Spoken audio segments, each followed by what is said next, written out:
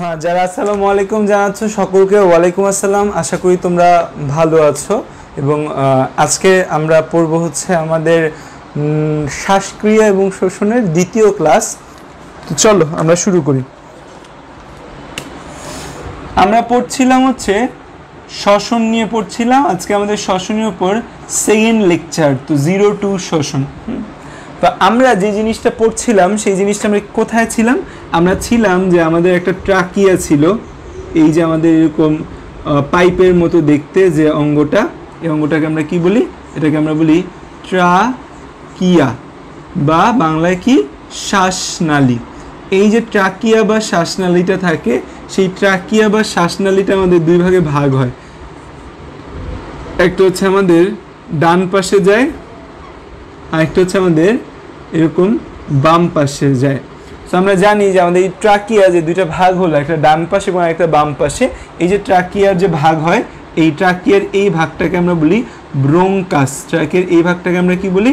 ট্রাকিয়ার এই ভাগটাকে আমরা বলি ব্রোঙ্কাস। তো আমাদের যে ট্রাকিয়া রয়েছে, ট্রাকিয়াটা ব্রোঙ্কাসে ভাগ হয়। এই যে আমাদের এই পাশটা, এই পাশটাকে বলি আমরা রাইট ব্রোঙ্কাস, এবং আমাদের এই যে পাশটা রয়েছে, এই পাশটাকে আমরা বলি লেফট ব্রোঙ্কাস। তো আমাদের ব্রোঙ্কাসের দুইটা অংশ, একটাকে বলি আমরা রাইট ব্রোঙ্কাস, আর একটাকে আমরা কি বলি? লেফট ব্রোঙ্কাস বলি। ঠিক আছে, রাইট এবং লেফট নামে আমাদের দুইটা ব্রোঙ্কাস রয়েছে। তো এই যে ব্রোঙ্কাস রয়েছে, এইটাকে আমরা ব্রোঙ্কাস বা অনেক সময় এটাকে আমরা প্রাইমারি ব্রোঙ্কাসও বলি। কি বলি একে আমরা?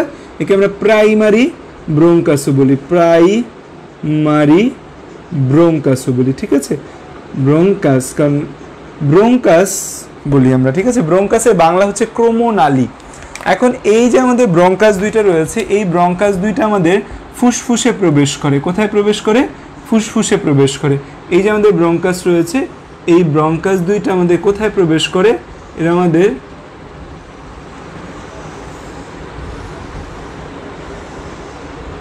ফুসফুসে প্রবেশ করে।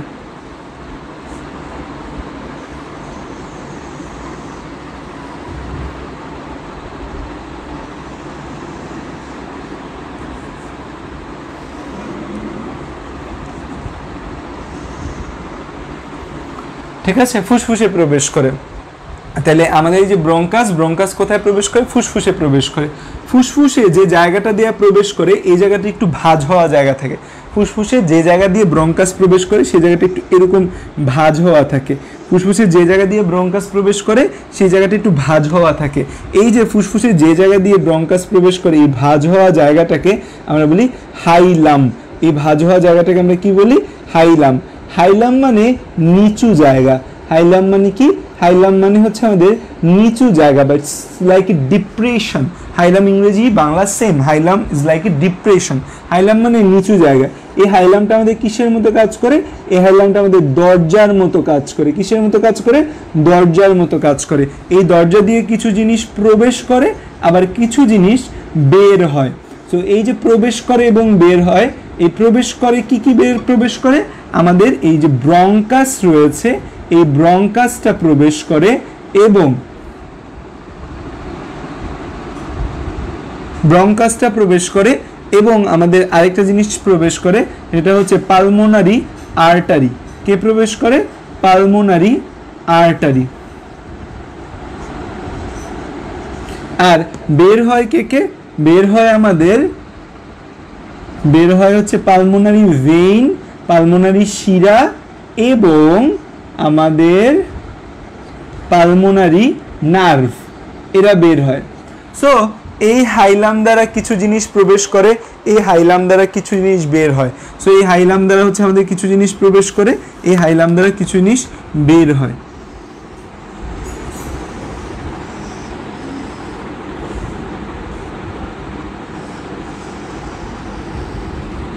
এই হাইলাম দ্বারা কিছু জিনিস প্রবেশ করে, কিছু জিনিস বের হয়। তার মানে এই জায়গাতে কিছু জিনিস ঢোকে, কিছু জিনিস বের হয়। তো এই সব কিছু মিলে এই যে পুরা জিনিসগুলা রয়েছে, এই যে হাইলাম দ্বারা কিছু জিনিস প্রবেশ করছে, কিছু জিনিস বের হচ্ছে। তো এই হাইলাম দ্বারা যে এই যে ধরো এই আমাদের হাইলাম, এখান দিয়ে হচ্ছে আমাদের এই পালমোনারি ভেইন বের হচ্ছে এখান থেকে। তারপর হচ্ছে ধরো আমাদের পালমোনারি আর্টারি হচ্ছে যে প্রবেশ করছে, পালমোনারি আর্টারি হচ্ছে যে প্রবেশ করছে, পালমোনারি ভেইন বের হচ্ছে। পালমোনারি ভেইনকে আমরা কি করলাম? পালমোনারি ভেইনটা নীল কালি দিয়ে বের হচ্ছে। তারপর হচ্ছে আমাদের এই যে পালমোনারি ধমনীর পালমোনারি নার্ভ রয়েছে, এই পালমোনারি নার্ভ এখান দিয়ে প্রবাহিত হচ্ছে। তো এই যে আমাদের সবগুলো জিনিস রয়েছে, আমাদের pulmonary artery, pulmonary vein, pulmonary nerve, bronchus, সব কিছু মিলে সে কিন্তু এই ফুসফুসটাকে ধরে রেখেছে। আমাদের ফুসফুসটা কিন্তু এই দুইটা জিনিসের মধ্যে ঝুলতে থাকে।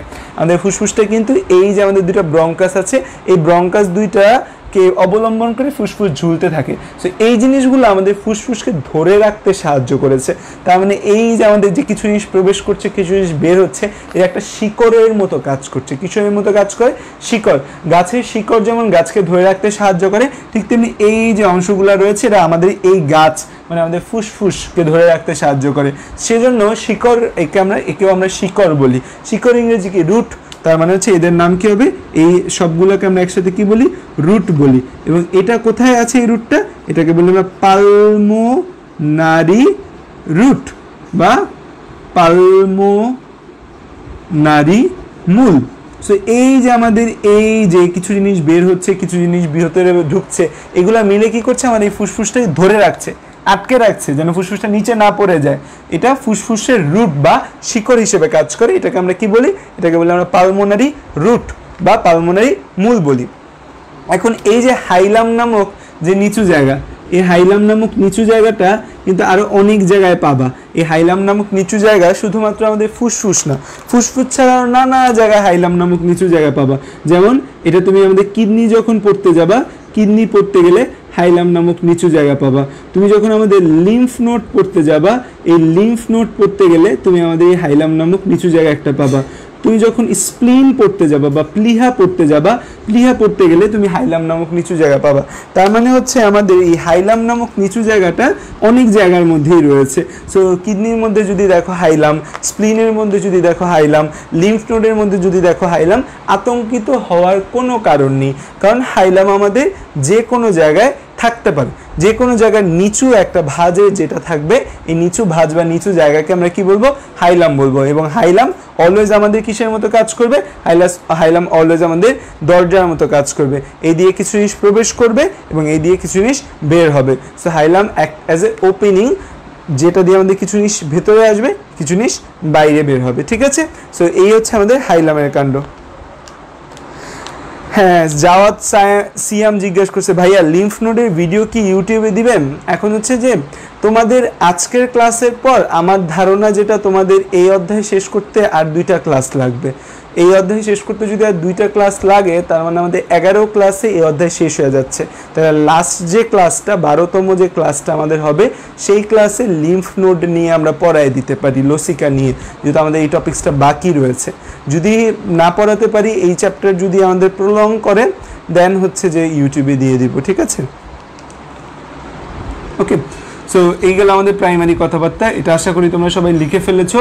1 2 3 4 5 5 মিনিট সময় দিলাম, এবার আমি মুছে ফেলি। হ্যাঁ,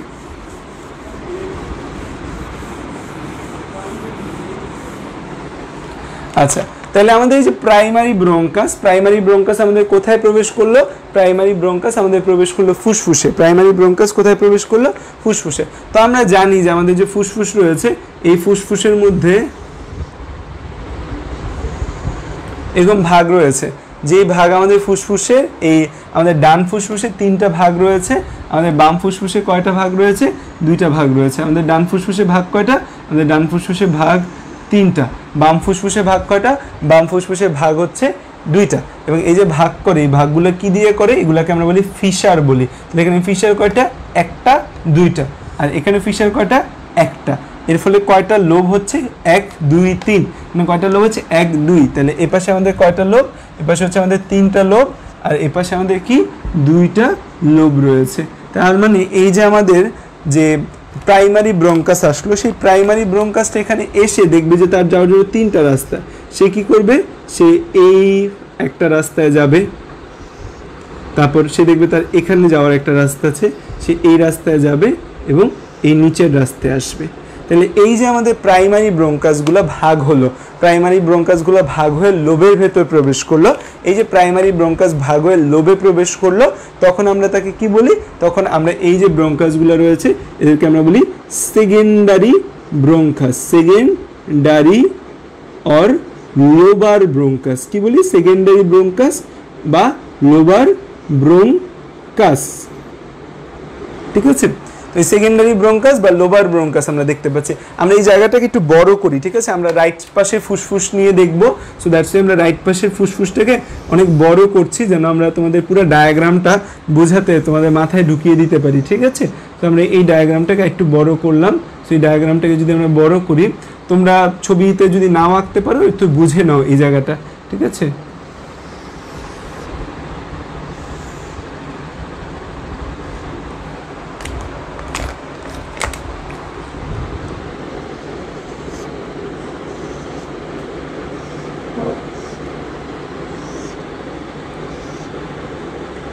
ওকে।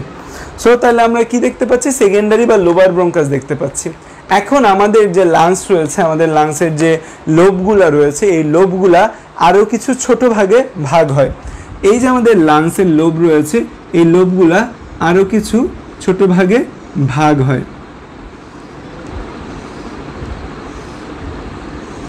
তো আমরা দেখতে পাচ্ছি আমাদের বাম পাশের যে ফুসফুসটা রয়েছে, এটা আমাদের লেফট লাং, আর এটা হচ্ছে আমাদের রাইট লাং।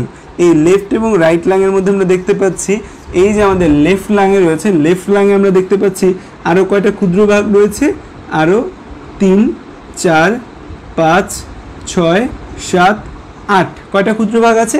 8টা ক্ষুদ্র ভাগ আছে। এই 8টাকে আমরা কি বলবো? এই জিনিসটা আমি তোমাদের কালকের ক্লাসে বলেছি যে লোব থেকে যে ক্ষুদ্র ভাগ হয় তাকে আমরা বলি লোবিউল বলি। আমি তোমাদের লাস্ট ক্লাসে বলেছি লোব থেকে যে ক্ষুদ্র ভাগ হয় তাকে লোবিউল বলি, বাট এটা ভুল ছিল। লোব থেকে যে ক্ষুদ্র ভাগ হয় তাদের আমরা লোবিউল বলি না। আমাদের আজমল স্যারের আগের এডিশনের বই, আলিম স্যারের বই এবং মাজেদা বেগম ম্যাডামের বইয়ে বলা আছে লোব থেকে যে ভাগ হয় তাকে আমরা লোবিউল বলি না।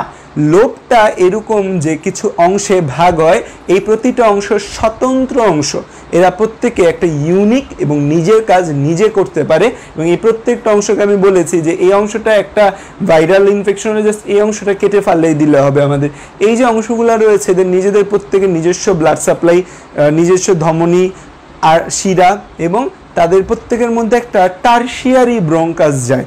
এই যে জায়গাটা, এই জায়গাটাকে আমরা বলি যে আলাদা আলাদা যে রিজিয়ন তৈরি হচ্ছে, এই রিজিয়নগুলোকে আমরা বলি সেগমেন্ট বলি। তোমাদের আমি কালকে বলেছি যে এদেরকে আমরা বলি ব্রঙ্কো পালমোনারি সেগমেন্ট। তাহলে এই যে 8টা জিনিস দেখা যায় এদেরকে আমরা কি বলি? এই 8টাকে আমরা বলি ব্রঙ্কো পালমোনারি সেগমেন্ট। তোমাদের ভয় পাওয়ার কোনো কারণ নেই। তোমাদের নতুন যে আজমল স্যারের বই আছে, নতুন আজমল স্যারের বইয়ে এই লোব ভেঙে সেগমেন্ট তৈরি হয় বলা আছে। নতুন আজমল স্যারের বই কি বলা আছে? লোব ভেঙে সেগমেন্ট তৈরি হয় বলা আছে। ঠিক আছে, তাহলে আমাদের এই যে এই অংশগুলোকে আমরা কি বলি? ব্রঙ্কো পালমোনারি সেগমেন্ট বলি। কি বলি? Broncho pulmonary segment. তো আমি যদি এখানে ভাগ করি তাহলে আমাদের এখানে ব্রঙ্কো পালমোনারি সেগমেন্ট আসে কয়টা? এখানে আমাদের ব্রঙ্কো পালমোনারি সেগমেন্ট আসে আমাদের এই যে 1টা 2টা ধরো 3টা। এখানে যদি আমি ভাগ করি 4, 5, 6, 7, এখানে যদি আমি ভাগ করি 8, 9, 10, তাহলে আমাদের 10টা ব্রঙ্কো পালমোনারি সেগমেন্ট আছে। এই যে আমাদের সেকেন্ডারি বা লোবার ব্রঙ্কাস ছিল, এই সেকেন্ডারি বা লোবার ব্রঙ্কাস কি হয়? সেকেন্ডারি বা লোবার ব্রঙ্কাস আমাদের এই প্রত্যেকটা সেগমেন্টে ব্লাড সাপ্লাই দেয়। এই যে আমাদের প্রতিটা সেগমেন্টে ব্লাড সাপ্লাই দিচ্ছে, তাহলে আমাদের এই যে প্রতিটা সেগমেন্ট হলো আমার ব্রঙ্কো পালমোনারি সেগমেন্ট, এই প্রতিটা ব্রঙ্কো পালমোনারি সেগমেন্টের ভেতর আমাদের ও ব্লাড সাপ্লাই দেয়।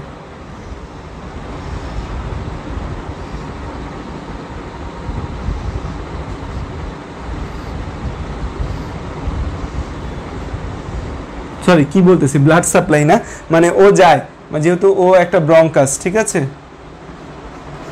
ব্লাড সাপ্লাই কেন হবে এখানে?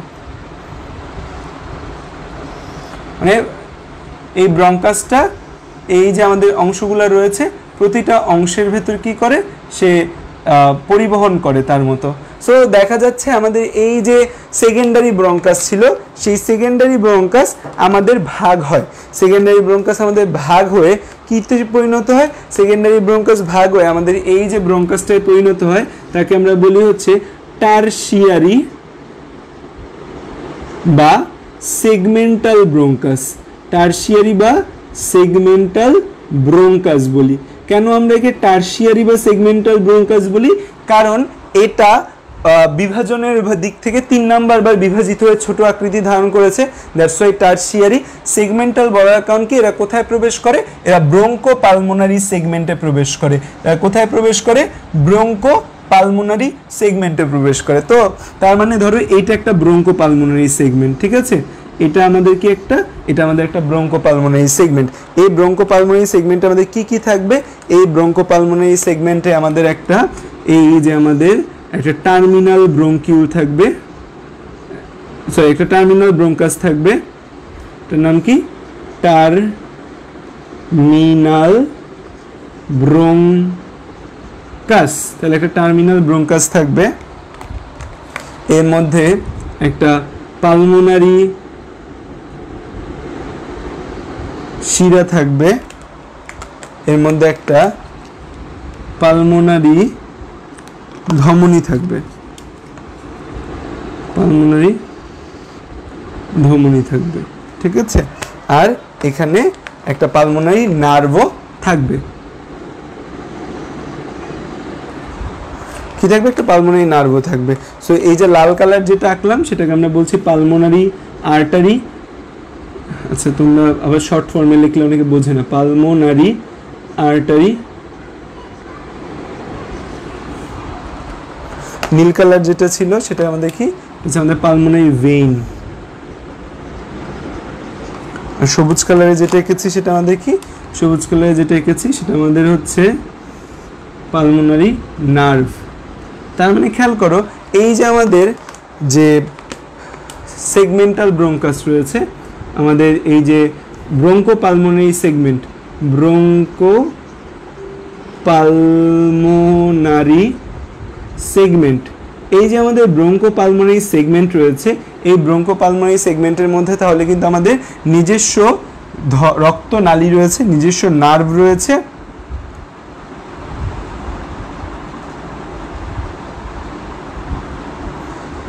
ভাইয়া এগুলা কি পরিবহন করে?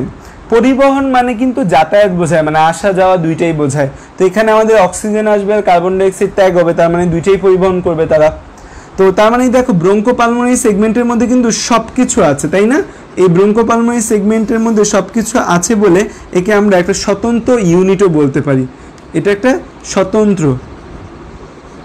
স্বতন্ত্র একক হিসেবে কাজ করে। এবং অনেক জায়গায় এই ব্রঙ্কো পালমোনারি সেগমেন্টকে ফাংশনাল ইউনিটও বলছে, যে ব্রঙ্কো পালমোনারি সেগমেন্ট একটা ফাংশনাল ইউনিট হিসেবে কাজ করে। বাট আমরা এটাকে ফাংশনাল ইউনিট হিসেবে জানবো না, আমরা জানবো ফুসফুসের কার্যকারী একক, ফুসফুসের গঠনগত এবং কার্যকরী একককে আমরা জানবো অ্যালভিওলাস জানবো, আমরা এটা জানবো না। বাট ব্রঙ্কোপালমোনারি সেগমেন্ট নিজে একা কাজ করতে পারে, মানে এই ফুসফুসে এই একটা অংশ, ব্রঙ্কোপালমোনারি সেগমেন্ট একা তার কাজ কারবার সব করতে পারে। সো দ্যাটস ওয়াই এটা আমাদের জন্য খুবই ইম্পর্টেন্ট একটা অংশ, যে ব্রঙ্কোপালমোনারি সেগমেন্ট আমাদের জানতে হবে। এবং আমি তোমাদের বলেছি ব্রঙ্কোপালমোনারি সেগমেন্টের গুরুত্ব কি।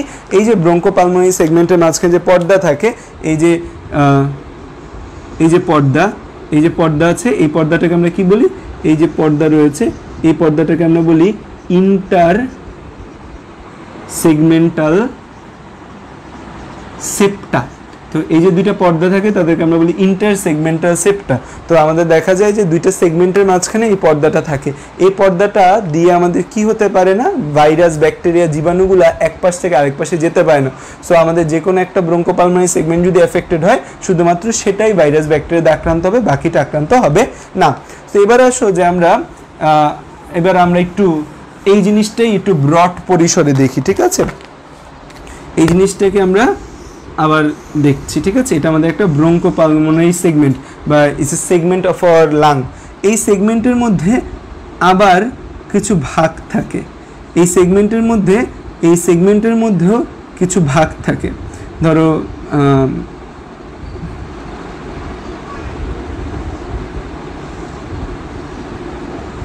সেগমেন্টের মধ্যেও কিছু ভাগ থাকে, জাস্ট আঁকলাম আমি, ঠিক আছে, ভাগগুলা এভাবে ডিমার্কেশন করা যায় না।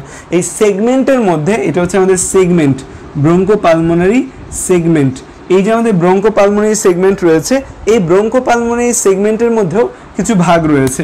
এই যে ব্রঙ্কোপালমোনারি সেগমেন্টের মধ্যে যে কিছু ভাগ, ছোট ছোট অংশ, এদেরকে আমরা বলি লোবিউল বলি। এদেরকে আমরা কি বলি? ব্রঙ্কোপালমোনারি সেগমেন্টের মধ্যে যে ভাগগুলা দেখা যায় তাদেরকে বলি আমরা কি? লোবিউল বলি। তাদেরকে আমরা কি বলি? লোবিউল বলি। সো ধরো আমরা একটা লোবিউল নিয়ে কথাবার্তা বলবো। ধরো এই যেমন এটা একটা হচ্ছে লোবিউল, ঠিক আছে, এই ধরো এইটা হচ্ছে আমাদের একটা লোবিউল। হ্যাঁ, ওকে। এখন হচ্ছে আমাদের এই টারশিয়ারি ব্রঙ্কাস, টারশিয়ারি ব্রঙ্কাসটা আমাদের একটা ব্রঙ্কোপালমোনারি সেগমেন্টে প্রবেশ করে। এটা আমাদের টারশিয়ারি ব্রঙ্কাস। টারশিয়ারি ব্রঙ্কাস কোথায় প্রবেশ করে? টারশিয়ারি ব্রঙ্কাস প্রবেশ করে আমাদের ব্রঙ্কোপালমোনারি সেগমেন্টে। টারশিয়ারি ব্রঙ্কাস ব্রঙ্কোপালমোনারি সেগমেন্টে প্রবেশ করার পর সেই টারশিয়ারি ব্রঙ্কাস বিভাজিত হয়ে চিকুন আকার কিছু নালী তৈরি করে, যে নালীগুলো আমাদের কোথায় যায়? যে নালীগুলা আমাদের এই লোবিউলগুলোর মধ্যে যায়। তো যে নালীগুলো আমাদের এই লোবিউলগুলোর মধ্যে যায় তাদেরকে আমরা কি বলি? এই যে আমাদের যে নালীগুলা কোথায় যাচ্ছে? এটা আমাদের লোবিউলের দিকে যাচ্ছে। তার মানে আমাদের এই যে সেগমেন্টাল ব্রঙ্কোপালমোনারি সেগমেন্ট, সেই সেগমেন্টের মধ্যে আরও অনেকগুলো ভাগ রয়েছে। এই আরও অনেকগুলো যে ভাগ রয়েছে সেই ভাগগুলোকে আমরা কি বলি? লোবিউল বলি। তো আমাদের এই ব্রঙ্কোপালমোনারি সেগমেন্টে যখন একটা কি প্রবেশ করে, আমরা দেখতে পাচ্ছি একটা টারশিয়ারি ব্রঙ্কাস প্রবেশ করে। টারশিয়ারি ব্রঙ্কাস প্রবেশ করলে এই ব্রঙ্কোপালমোনারি সেগমেন্টটা থেকে, এই টারশিয়ারি ব্রঙ্কাস থেকে কিছু চিকুন চিকুন নালী বের হয়। কিছু কি নালী বের হয়? চিকুন চিকুন নালী বের হয়। এই চিকুন নালীগুলোকে আমরা বলি ব্রঙ্কিয়ল। তাদেরকে আমরা কি বলি? ব্রঙ্কিয়ল বলি। আর এর আগের নাম কি ছিল? এর আগের নাম ছিল হচ্ছে ব্রঙ্কাস। তার মানে একটা ছিল ব্রঙ্কাস আর একটা হলো আমাদের ব্রঙ্কিউল। Bronchus, bronchiole. তার মানে ব্রঙ্কাসটা কি? ব্রঙ্কাসটা হয় প্রশস্ত, ব্রঙ্কাসের লুমেনটা কি থাকে আমাদের? প্রশস্ত থাকে, মানে ওয়াইড লুমেন। ব্রঙ্কাসের যে লুমেনটা থাকে সেটা আমাদের ওয়াইড হয়, ঠিক আছে। আর এই ব্রঙ্কিউল যে আছে সেই ব্রঙ্কিউলের লুমেনটা আমাদের ন্যারো হয়। তার মানে এই যে ব্রঙ্কাস রয়েছে সে অনেক মোটা থাকে, তার থেকে যে আসে ব্রঙ্কিউলগুলো তৈরি হয় তারা অনেক চিকুন চিকুন আকৃতির হয়, তারা হচ্ছে যে ন্যারো লুমেন হয়। ব্রঙ্কাস যে রয়েছে, এই ব্রঙ্কাসের ভেতরে আমাদের মনে রাখতে হবে ব্রঙ্কাসের মধ্যে আমাদের কার্টিলেজ থাকে, কার্টিলেজ মানে তরুণস্থি থাকে, কিন্তু ব্রঙ্কিউলের মধ্যে কার্টিলেজ থাকে না। ব্রঙ্কিউলের মধ্যে আমাদের কার্টিলেজ থাকে না। তার মানে আমাদের এই যে ব্রঙ্কিউলগুলো তৈরি হচ্ছে, এই ব্রঙ্কিউলগুলোর মধ্যে আমাদের কার্টিলেজ থাকে না। তাহলে আমাদের কোথায় কোনো কার্টিলেজ থাকে না? আমাদের ব্রঙ্কিউলের ভেতর কোনো কার্টিলেজ থাকে না। এরপর আমাদের এই ব্রঙ্কাসের ভেতর গবলেট কোষ থাকে, যে গবলেট কোষগুলো আমাদের বিভিন্ন আঠালো পদার্থ ক্ষরণ করে, কিন্তু আমাদের ব্রঙ্কিউলের মধ্যে কোনো গবলেট কোষ থাকে না। এই ব্রঙ্কিউলের মধ্যে আমাদের কোনো গবলেট কোষ থাকে না। তাহলে এই ব্রঙ্কিউল যে হয় তৈরি হয় চিকুন চিকুন নলগুলারও, সেই চিকুন নলে কোনো কার্টিলেজ বা তরুণস্থি থাকে না, সেই চিকুন নলে কোনো হচ্ছে গবলেট কোষ থাকে না।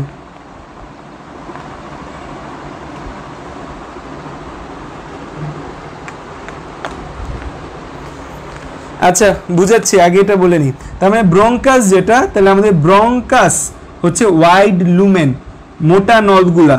সেই মোটা নল থেকে যখন চিকুন নল তৈরি হয় তখন আমরা তাকে বলি ব্রঙ্কিউল। শুধু চিকুন নল হলে কি ব্রঙ্কিউল বলতে পারবো না?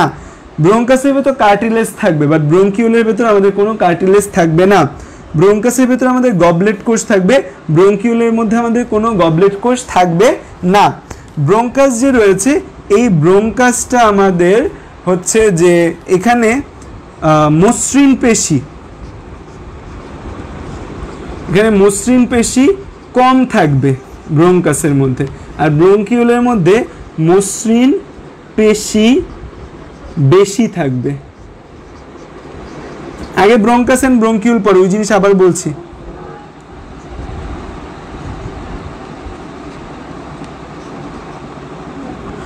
তাহলে আমরা চারটা পয়েন্ট বললাম যে ব্রঙ্কাসের লুমেনটা মোটা হয়, ব্রঙ্কিউলের লুমেনটা ন্যারো হয়। ব্রঙ্কাস কার্টিলেজ বা থাকে বা তরুণস্থি থাকে, ব্রঙ্কিউলের ভেতরে আমাদের কার্টিলেজ থাকে না। ব্রঙ্কাসে গবলেট কোষ থাকে, ব্রঙ্কিউলে গবলেট কোষ থাকে না। ব্রঙ্কাসে মসৃণ পেশি কম, ব্রঙ্কিউলে মসৃণ পেশি বেশি। সাফা জিজ্ঞেস করতেছে এতদিন পর কার্টিলেজ কি? সাফা, কার্টিলেজ মানে তরুণ অস্থি। ঠিক আছে, এতটুকু বুঝতে পারছো? ক্লিয়ার?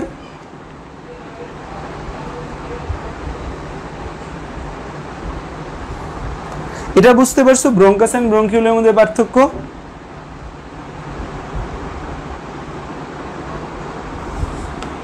আচ্ছা, মসৃণ পেশি ইংরেজি হচ্ছে স্মুথ মাসেল। মসৃণ পেশি ইংরেজি হচ্ছে কি? মসৃণ পেশি বা স্মুথ মাসেল।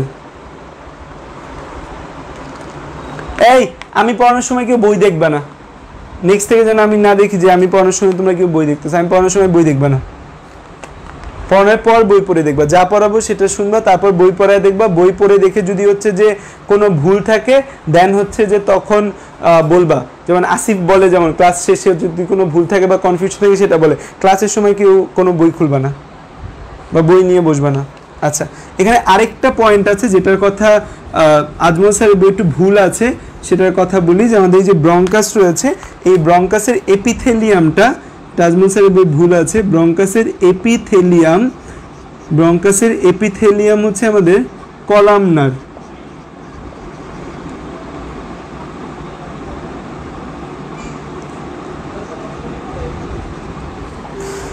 ব্রঙ্কাসের epithelium columnar. আর ব্রঙ্কিউলের যে এপিথেলিয়াম আছে, ব্রঙ্কিউলের এপিথেলিয়াম হচ্ছে কিউবয়েডাল। এই জিনিসটা আজমল স্যারের বইয়ে বলা আছে ব্রঙ্কাস এবং ব্রঙ্কিউল দুইজনের এপিথেলিয়াম কলামনার, যেটা টোটালি ভুল কথা। ব্রঙ্কাসের এপিথেলিয়াম হচ্ছে কলামনার, এই ব্রঙ্কিউলের এপিথেলিয়াম হচ্ছে আমাদের কিউবয়েডাল।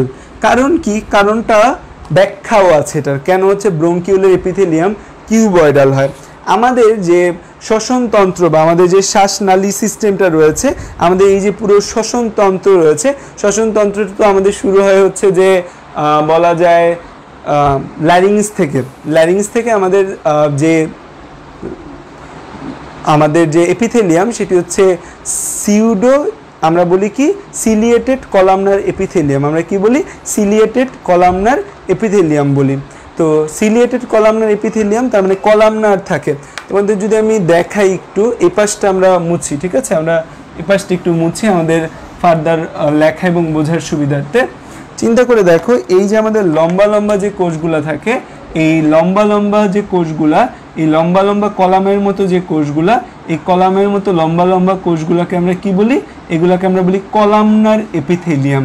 এগুলাকে আমরা কি বলি? এগুলাকে আমরা বলি কলামনার এপিথেলিয়াম। এই যে আমাদের কিউব শেপড, আমাদের এরকম কিউব শেপড এপিথেলিয়াম থাকে, তাদের আমরা বলি কিউবয়েডাল এপিথেলিয়াম।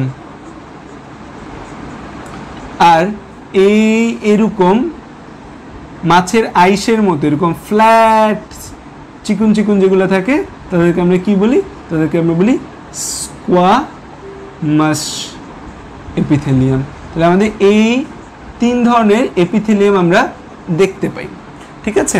তাহলে আমাদের নর্মালি আমরা মানবদেহের ক্ষেত্রে এই তিন ধরনের এপিথেলিয়াম দেখতে পাই।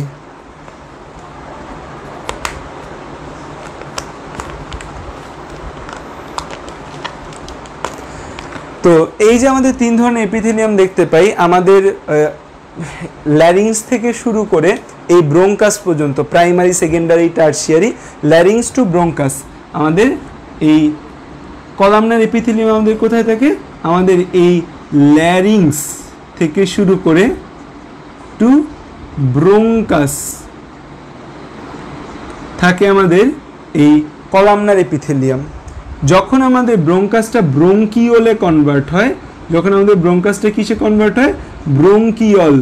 সেই ব্রঙ্কিওলে থাকে কিউবয়েডাল এপিথেলিয়াম, ব্রঙ্কিওল। আর আমাদের যে অ্যালভিওলাস রয়েছে, সেই অ্যালভিওলাসে আমাদের থাকে হচ্ছে স্কোয়ামাস এপিথেলিয়াম। তো আমাদের লাংসের যে এপিথেলিয়াম রয়েছে বা আমাদের রেসপিরেটরি সিস্টেমে যে এপিথেলিয়াম রয়েছে সেটা আমাদের চেঞ্জ হয়। একদম উপরের রিজিয়নে থাকে কলামনার, সেই কলামনার থেকে হয় কিউবয়েডাল, কিউবয়েডাল থেকে হয় স্কোয়ামাস। তা আমাদের এই অ্যালভিওলাসে স্কোয়ামাস এপিথেলিয়াম থাকে। অ্যালভিওলাসে স্কোয়ামাস এপিথেলিয়াম থাকার কারণ কি? গ্যাস আদান প্রদান। তো যেখানে স্কোয়ামাস এপিথেলিয়াম থাকে সেটা তো যেহেতু খুব পাতলা হয়, সো তখন আমাদের গ্যাস আদান প্রদানটা সহজ হয়। সো আমাদের অ্যালভিওলাসের মধ্যে স্কোয়ামাস এপিথেলিয়াম থাকতে হবে। অ্যালভিওলাসের মধ্যে কি থাকতে হবে? স্কোয়ামাস এপিথেলিয়াম থাকতে হবে। কিন্তু আমাদের শ্বাসনালীর উপরের দিকে তো কলামনার লম্বা লম্বা সেলের এপিথেলিয়াম বা আবরণ আছে। সেই লম্বা লম্বা সেলের আবরণ থেকে এরকম ফ্ল্যাট আর মাছের আইসের মতো একটা লেয়ার তৈরি করব। লম্বা থেকে মাছের আইস ধাপ করে লাফ দিয়ে মাছের আইসের মতো হয়ে যাবে না। কি হয়? বেশি লম্বা থেকে একটু খাটো মোটা সোটা হয়, তারপর ধাপ করে এরকম মাছের আইসের মতো হয়। সো আমাদের এই যে এপিথেলিয়ামটা আমাদের ফুসফুসের ক্ষেত্রে কলামনার থেকে স্কোয়ামাসে চেঞ্জ হয়। কেন স্কোয়ামাসটা দরকার আমাদের অ্যালভিওলাসের মধ্যে? আমরা জানি যে অ্যালভিওলাসটা এই অক্সিজেন গ্রহণ এবং কার্বন ডাইঅক্সাইড ত্যাগ যে হয় সেই প্রক্রিয়ায় এই রক্ত থেকে রক্তে অক্সিজেনটাকে পাঠানো, রক্ত থেকে কার্বন ডাইঅক্সাইডটাকে ফুসফুসে আনা, এই যে গ্যাসীয় আদান প্রদান, গ্যাসিয়াস সাবস্টেন্সের বিনিময়, সেই বিনিময়ের কাজটা কে করে থাকে? অ্যালভিওলাস করে থাকে। সো এই জন্য অ্যালভিওলাসের হতে হবে পাতলা। অ্যালভিওলাস যদি মোটা হয় তখন হবে না। সো অ্যালভিওলাসের জন্য পাতলা একটা এপিথেলিয়াম পায় যাকে বলি স্কোয়ামাস এপিথেলিয়াম, যা তাদের গ্যাস আদান প্রদানে সাহায্য করে।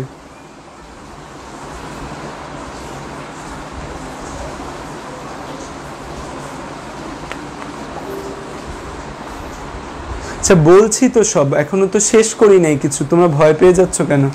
ঠিক আছে, সো এই জিনিসটা তোমাদের স্যারের বইয়ে ভুল বলা আছে যে এপিথেলিয়াম বলা আছে যে ব্রঙ্কাস এবং ব্রঙ্কিউল দুইটার এপিথেলিয়াম কলামনার বলা আছে, যেটা ভুল। ব্রঙ্কাসের এপিথেলিয়াম কলামনার, ব্রঙ্কিউলের এপিথেলিয়াম কিউবয়েডাল।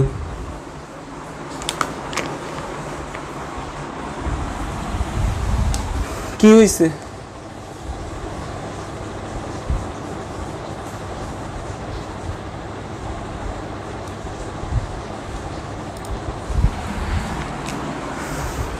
আবার বোঝার চেষ্টা করো, ঠিক আছে?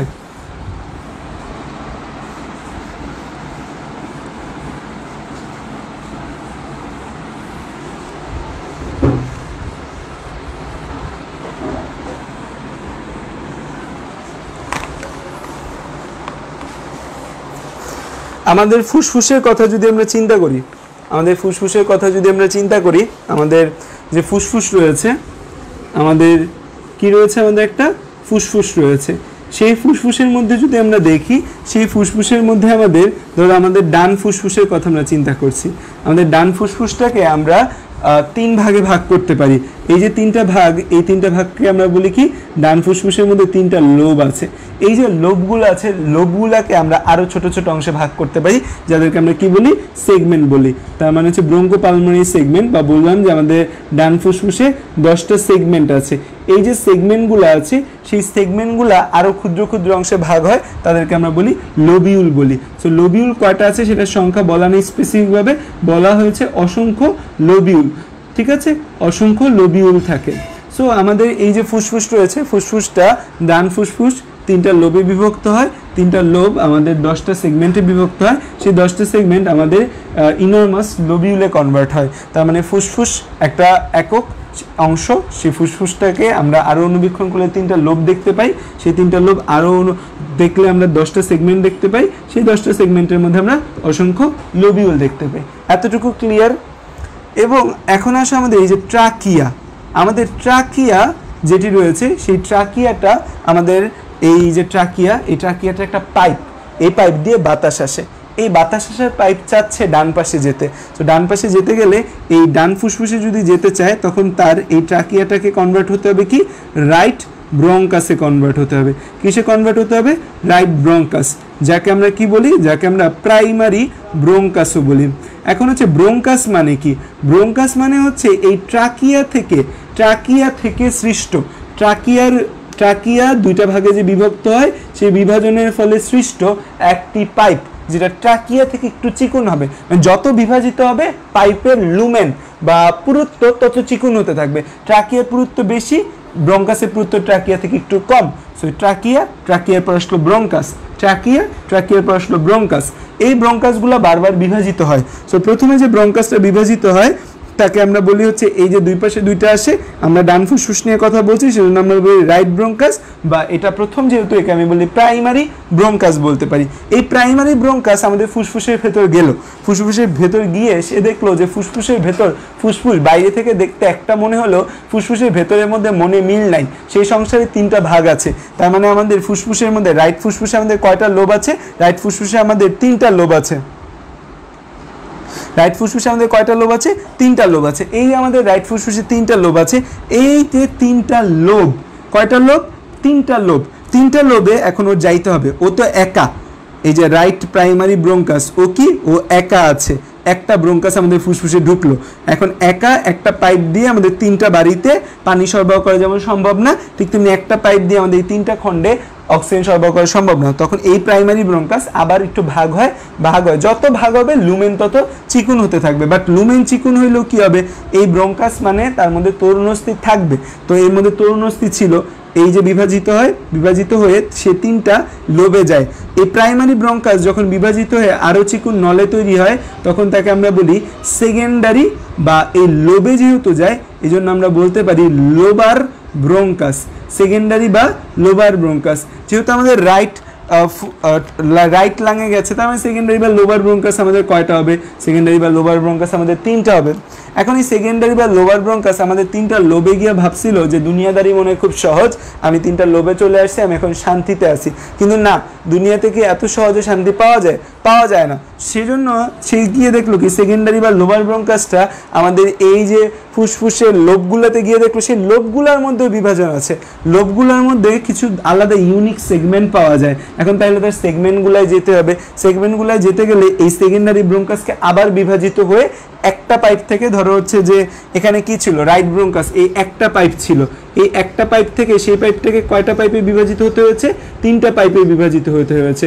এই তিনটা পাইপ, এখন এই পাইপগুলা আমাদের একটা সেগমেন্ট আমাদের লোবগুলার মধ্যে গেল, লোবগুলার মধ্যে গিয়ে দেখলো আরও বিভাজন, তখন তার আরও ভাগ হওয়া লাগে। তো এই যে একটা পাইপ দেখো, মোটা একটা পাইপ, সে যখন বিভাজিত হয় তখন কি হয়? সে চিকুন হয়ে যায় না, সে চিকুন হয়ে যায় না।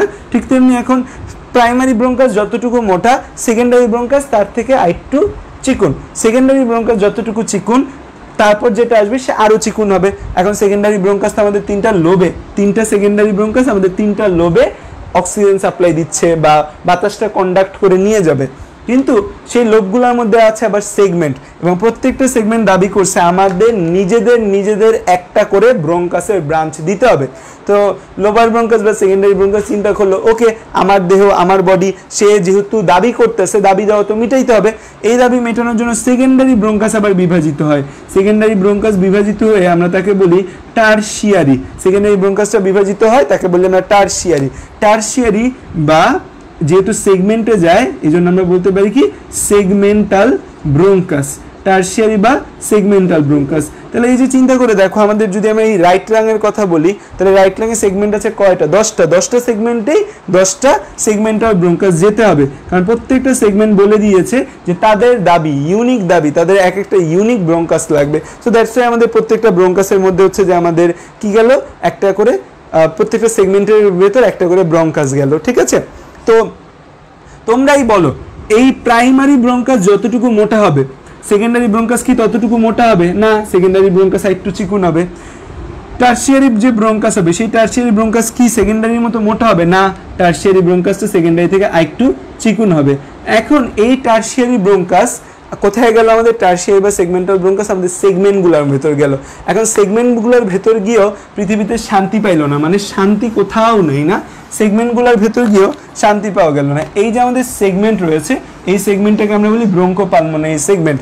এই ব্রঙ্কোপালমোনারি সেগমেন্টের মধ্যে একটা টারশিয়ারি ব্রঙ্কাস প্রবেশ করে। ব্রঙ্কোপালমোনারি সেগমেন্টের ভেতর কি প্রবেশ করে? টারশিয়ারি ব্রঙ্কাস প্রবেশ করে। কে প্রবেশ করে? টারশিয়ারি ব্রঙ্কাস প্রবেশ করে।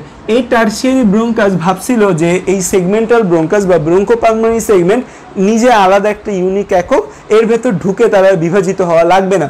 কিন্তু দেখা গেল এই যে আমাদের টারশিয়ারি ব্রঙ্কাসগুলো রয়েছে, টারশিয়ারি ব্রঙ্কাসগুলোর ভেতরও সরি আমাদের এই যে ব্রঙ্কোপালমোনারি সেগমেন্টগুলো রয়েছে, এই ব্রঙ্কোপালমোনারি সেগমেন্টগুলোর ভেতরেও আরও অনেকগুলো বিভাজন দেখা গেল। ব্রঙ্কোপালমোনারি সেগমেন্টের মধ্যেও আরও কিছু বিভাজন দেখা গেল। এই যে ব্রঙ্কোপালমোনারি সেগমেন্টের মধ্যে ধরো কিছু গোল গোল বিভাজন আমি দেখালাম। এই যে ব্রঙ্কোপালমোনারি সেগমেন্ট, এই সেগমেন্টগুলা ছোট ছোট ভাগে ভাগ হয়, সেগমেন্টগুলোর মধ্যে কিছু আমরা ভাগ দেখতে পাই। এই যে ভাগগুলো আছে এদেরকে আমরা কি বলি? এদেরকে আমরা বলি লোবিউল বলি। এবং এই লোবিউলের সংখ্যা কয়টা কেউ গণেনি সেভাবে স্পেসিফিকভাবে, এই জন্য বলা হয় লোবিউল কয়টা থাকে? অসংখ্য লোবিউল থাকে। কত লোবিউল থাকে? অসংখ্য লোবিউল থাকে। এখন এটা আমাদের টারশিয়ারি ব্রঙ্কাস। টারশিয়ারি ব্রঙ্কাস এখন চিন্তা করলো যে আমার তো প্রতিটা লোবিউলের মধ্যে কিছু না কিছু দিতে হবে, আমি প্রতিটা লোবিউলে কিভাবে দিব, আমি প্রতিটা লোবিউলে কিভাবে যাব? তখন এই টারশিয়ারি ব্রঙ্কাসটা এই লোবিউলগুলোতে যাওয়ার জন্য এই টারশিয়ারি ব্রঙ্কাসগুলো আমাদের কি হয়? টারশিয়ারি ব্রঙ্কাসটা আমাদের আবার বিভাজিত হয়ে আমাদের ছোট ছোট পাইপ তৈরি করে। এই যে টারশিয়ারি ব্রঙ্কাস বিভাজিত হয়, বিভাজিত হয়ে কি তৈরি করে? আমাদের এই যে ছোট ছোট পাইপ তৈরি করে বা আরও ছোট ছোট লুমেন তৈরি করে যেন সে প্রত্যেকটা লোবে যেতে পারে। ঠিক আছে, সো আমি এভাবে আঁকলাম। এই যে টারশিয়ারি ব্রঙ্কাস যে বিভাজিত হচ্ছে, টারশিয়ারি ব্রঙ্কাস বিভাজিত হয়ে আরও চিকুন নল তৈরি করছে।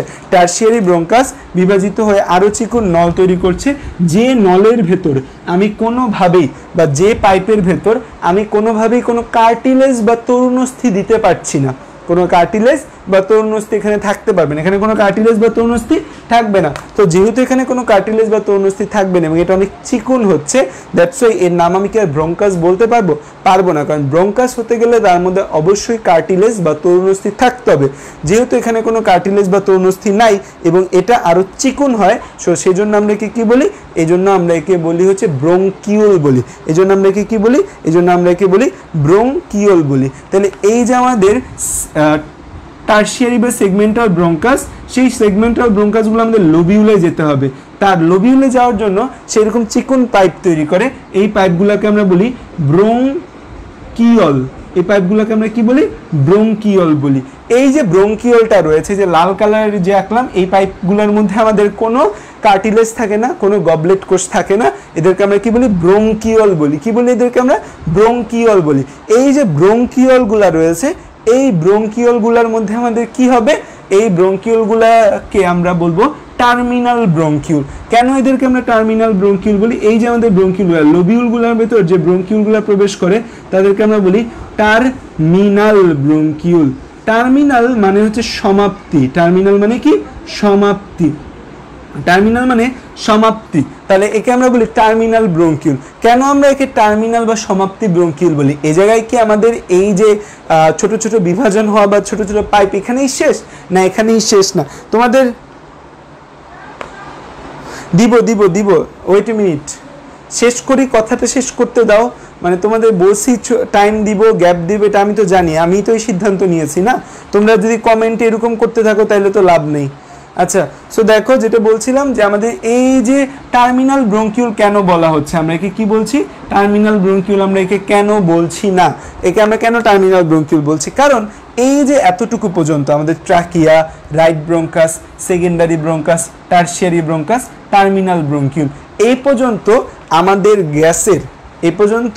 আমাদের গ্যাসের কোনো আদান প্রদান হয় না। এই রাস্তাটা দিয়ে শুধুমাত্র গ্যাস কি হয়? যে পরিবাহিত হয়। এই যে রাস্তার trachea, right bronchus, secondary bronchus, tertiary bronchus, terminal bronchiole, এতটুকু রাস্তা দিয়ে শুধুমাত্র এয়ার কন্ডাকশন হয়, এয়ার পরিবহন হয়। এই জায়গায় গ্যাসের কোনো আদান প্রদান হয় না। এই টার্মিনাল ব্রঙ্কিউল একটু পর বিভাজিত হবে। এই যে টার্মিনাল ব্রঙ্কিউল একটু পর আরও ছোট ভাগে বিভাজিত হবে। আরও ছোটোভাবে বিভাজিত হয়ে এই যে টার্মিনাল ব্রঙ্কিউল আছে, টার্মিনাল ব্রঙ্কিউল থেকে আরও ছোট অংশ আসবে। এই টার্মিনাল ব্রঙ্কিউল থেকে আরও ছোট অংশ বিভাজিত হয়ে যখন তৈরি হবে তাকে আমরা বলবো রেসপাইরেটরি ব্রঙ্কিউল। তখন আমরা তাকে কি বলি?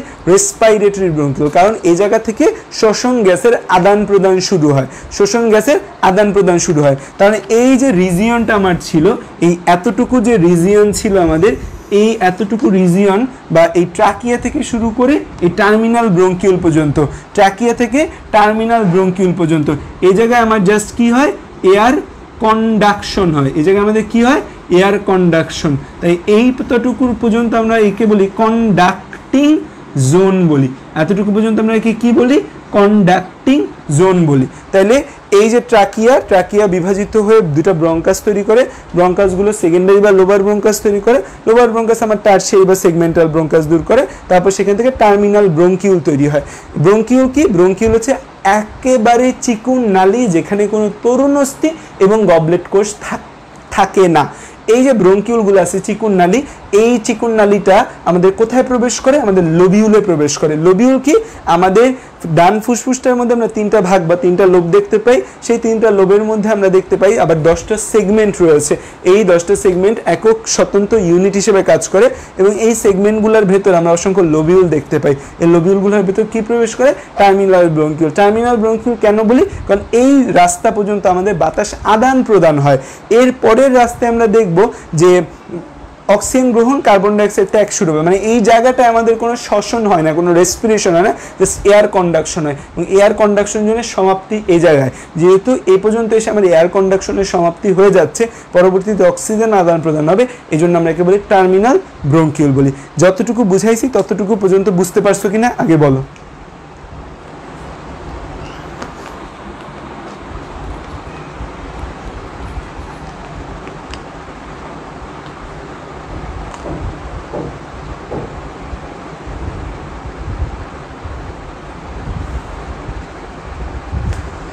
আমাদের যে 10টা সেগমেন্ট রয়েছে, সেই 10টা সেগমেন্টের মধ্যে আমরা দেখতে পাই 10টা সেগমেন্টের মধ্যে অসংখ্য ভাগ রয়েছে। এই যে 10টা সেগমেন্ট, এর মধ্যে আবার অসংখ্য ভাগ রয়েছে।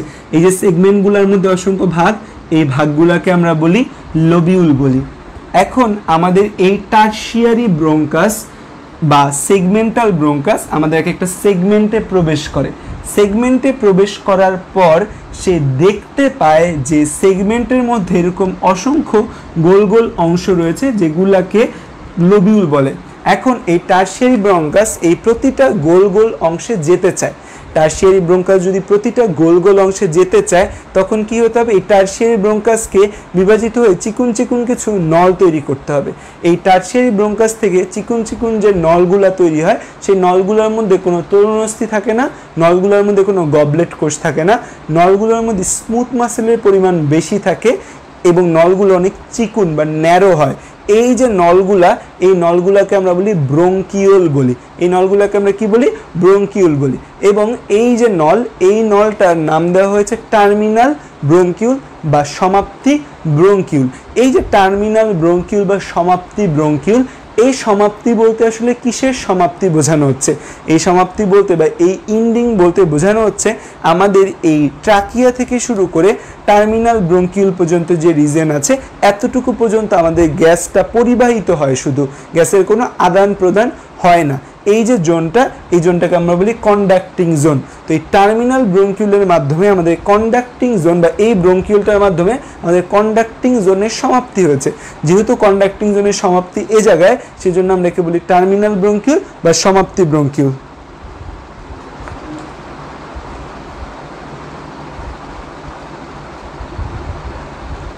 ব্রঙ্কিউলের মধ্যে কার্টিলেজ থাকলে কি প্রবলেম হতো?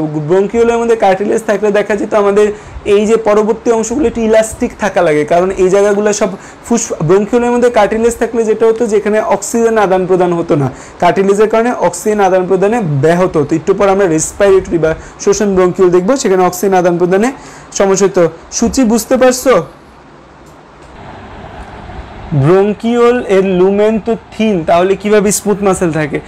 স্মুথ মাসেল, ব্রঙ্কিওলের লুমেন তো থিন, তাহলে কিভাবে স্মুথ মাসেল কম? ব্রঙ্কিওলে স্মুথ মাসেল কম না, ব্রঙ্কিওল স্মুথ মাসেল বেশি। কেন ব্রঙ্কিওল স্মুথ মাসেল বেশি? কারণ হচ্ছে যে আমাদের যে ব্রঙ্কিওল, সেখানে কোনো কার্টিলেজ নাই, কোনো গবলেট কোষ নাই, তার মানে এখানে কোনো বাধা নাই, পুরো জায়গাটা জুড়ে কি রয়েছে? স্মুথ মাসেল রয়েছে।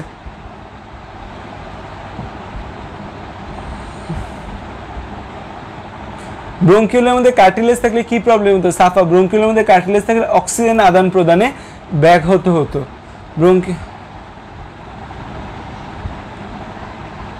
প্রান্তীয় ব্রঙ্কিউল তো সেকেন্ডারি লোবে যায়, রেসপিরেটরি ব্রঙ্কিউল তো প্রাইমারি লোবে যায়। এখানে আর প্রাইমারি সেকেন্ডারি লোব আনার কোনো দরকার নেই মো, এখানে আর প্রাইমারি সেকেন্ডারি লোব আইনে এই জিনিসটাকে আর কঠিন করার কোনো প্রয়োজনীয়তা নেই। প্রাইমারি লোব সেকেন্ডারি লোবের টার্মিনোলজি লাংসের মধ্যে আনার প্রয়োজনীয়তা নেই। আচ্ছা আসো, এবার হচ্ছে যে আমরা এই যে জিনিসটা আমাদের ছিল সেটা আমরা আরেকটু বড় করে দেখি। এই যে জিনিসটা এটা আমাদের হচ্ছে broncho pulmonary segment, broncho pulmonary segment, আমরা কি বলি? ব্রঙ্কো পালমোনারি সেগমেন্ট বলি। তো আমরা জানি যে এই প্রত্যেকটা ব্রঙ্কো পালমোনারি সেগমেন্টের ভেতর কিছু লোবিউল আছে। তো আমরা একটা লোবিউলকে বড় করে দেখাবো। ধরো আরেকটু বোঝার জন্য এই পাশে একটা লোবিউল দিলাম, এই পাশে একটা লোবিউল দিলাম, প্রত্যেকটা কি আমাদের লোবিউল, ঠিক আছে? আচ্ছা, এখন আমাদের এই জায়গায় প্রবেশ করলো কে? আমাদের এই জায়গায় প্রবেশ করলো হচ্ছে আমাদের এই টারশিয়ারি বা সেকেন্ডারি ব্রঙ্কাস প্রবেশ করলো। এখানে কে প্রবেশ করলো? টারশিয়ারি বা সেকেন্ডারি ব্রঙ্কাস, টারশিয়ারি বা সেকেন্ডারি ব্রঙ্কাস প্রবেশ করলো। সরি, টারশিয়ারি বা সেকেন্ডারি না, টারশিয়ারি বা সেগমেন্টাল ব্রঙ্কাস প্রবেশ করলো। প্রতিটা সেগমেন্টে একটা করে ব্রঙ্কাস প্রবেশ করে তাকে বলে টারশিয়ারি বা সেগমেন্টাল ব্রঙ্কাস। এই টারশিয়ারি বা যে সেগমেন্টাল ব্রঙ্কাস রয়েছে সেই ব্রঙ্কাসটা এই ব্রঙ্কোপালমোনারি সেগমেন্টে এসে দেখলো যেখানে অনেকগুলা লোব রয়েছে, প্রত্যেকটা লোবে সে সাপ্লাই দিতে চাচ্ছে। সেই জন্য সে কি করলো? সে এরকম চিকুন কিছু পাইপ তৈরি করলো তার নিজের থেকে। এই যে চিকুন পাইপগুলা তৈরি হয়, সেই চিকুন পাইপগুলোর ভেতর আমাদের কি থাকে না? চিকুন পাইপগুলোর ভেতর আমাদের কোনো প্রকারের কোনো কার্টিলেজ বা তরুণস্থি থাকে না। চিকুন পাইপগুলোর মধ্যে কোনো প্রকারের আমাদের গবলেট কোষ থাকে না, ঠিক আছে? এই দুটো জিনিস আমাদের মিসিং।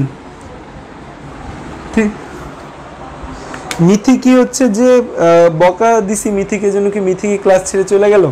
আচ্ছা, তো আমাদের এই প্রত্যেকটা লোবিউলের ভেতর তাহলে যে প্রবেশ করছে, প্রত্যেকটা লোবিউলের ভেতর যে প্রবেশ করছে সে হচ্ছে একটু চিকুন চাকুন শেপের হয়। চিকুন চাকুন শেপের হয় বলে এই যে জিনিসটা আছে একে আমরা বলি ব্রঙ্কিওল বলি। কি বলি?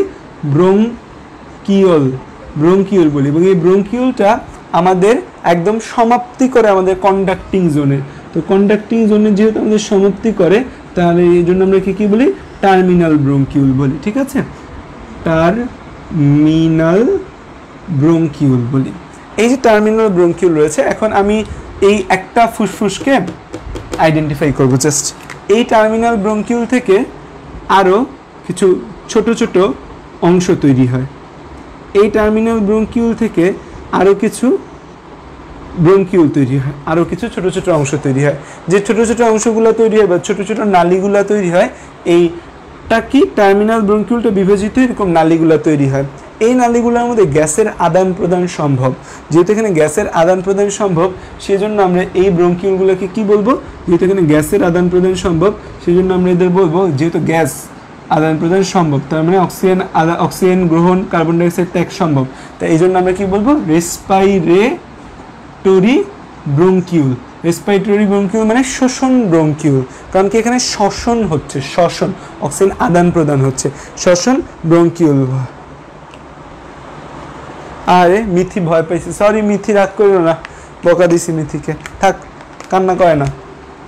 আচ্ছা, তো আমাদের এই যে রেসপিরেটরি ব্রঙ্কিউল রয়েছে, এই রেসপিরেটরি ব্রঙ্কিউলটাকে আমি একটু বড় করে দেখাই। হ্যাঁ, এই যে আমাদের রেসপিরেটরি ব্রঙ্কিউল আছে, এই যে রেসপিরেটরি ব্রঙ্কিউল, এই রেসপিরেটরি ব্রঙ্কিউলের মধ্যে আমরা তাহলে এটা কি আমাদের? এটা আমাদের রেসপিরেটরি ব্রঙ্কিউল। এই রেসপিরেটরি ব্রঙ্কিউল থেকে এরকম কিছু নালীর মতো বের হয়, আবার চিকুন। রেসপিরেটরি ব্রঙ্কিউলটা আবার বিভাজিত হয়ে কিছু চিকুন নালী তৈরি করে, ঠিক আছে? ধর আমি তিন পাশে তিনটে চিকুন নালী দেখাচ্ছি। তাই রেসপিরেটরি ব্রঙ্কিউলটা বিভাজিত হয়ে এরকম চিকুন নালী তৈরি হয়। এই চিকুন নালী থেকে এরকম, আচ্ছা এটা একটু জুম করে আঁকি, ঠিক আছে? এই হচ্ছে আমাদের কি? এটা হচ্ছে আমাদের রেসপিরেটরি ব্রঙ্কিউল, ঠিক আছে? রেসপিরেটরি ব্রঙ্কিউল, এটা হচ্ছে আমাদের রেসপিরেটরি ব্রঙ্কিউল। এই রেসপিরেটরি ব্রঙ্কিউল থেকে এরকম কিছু আবার ভাগ হয়, মানে এখানে জাস্ট ভাগের খেলা, ভাগ হয়, ঠিক আছে? রেসপিরেটরি ব্রঙ্কিউল থেকে তিন দিকে তিনটা আবার নালী বের হয়। এই নালীগুলার এই মাথাটায় এরকম একটু ফোলা থাকে, তারপর ফাইনালি এই জায়গাটা এরকম করে ফুলে যায়, ফাইনালি এই জায়গাটা এরকম করে ফুলে যায়। এই যে ফোলা ফোলা বেলুনের মতো যে জায়গাগুলা, এই ফোলা ফোলা বেলুনের মতো যে জায়গাগুলা, এই জায়গাগুলোকে আমরা বলি কি? এই জায়গাগুলোকে আমরা বলি অ্যালভিওলাস। এই জায়গাগুলোকে আমরা কি বলি? অ্যালভিওলাস বলি। এই জায়গাগুলোকে আমরা কি বলি? অ্যালভিওলাস। এই যে অ্যালভিওলাসের যে আবরণটা, এই যে আমাদের অ্যালভিওলাসটার যে আবরণ, তাকে আমরা কি বলবো? তাকে আমরা বলবো অ্যালভিওলার স্যাক। তাকে আমরা কি বলবো? তাকে আমরা বলবো অ্যালভিওলার স্যাক।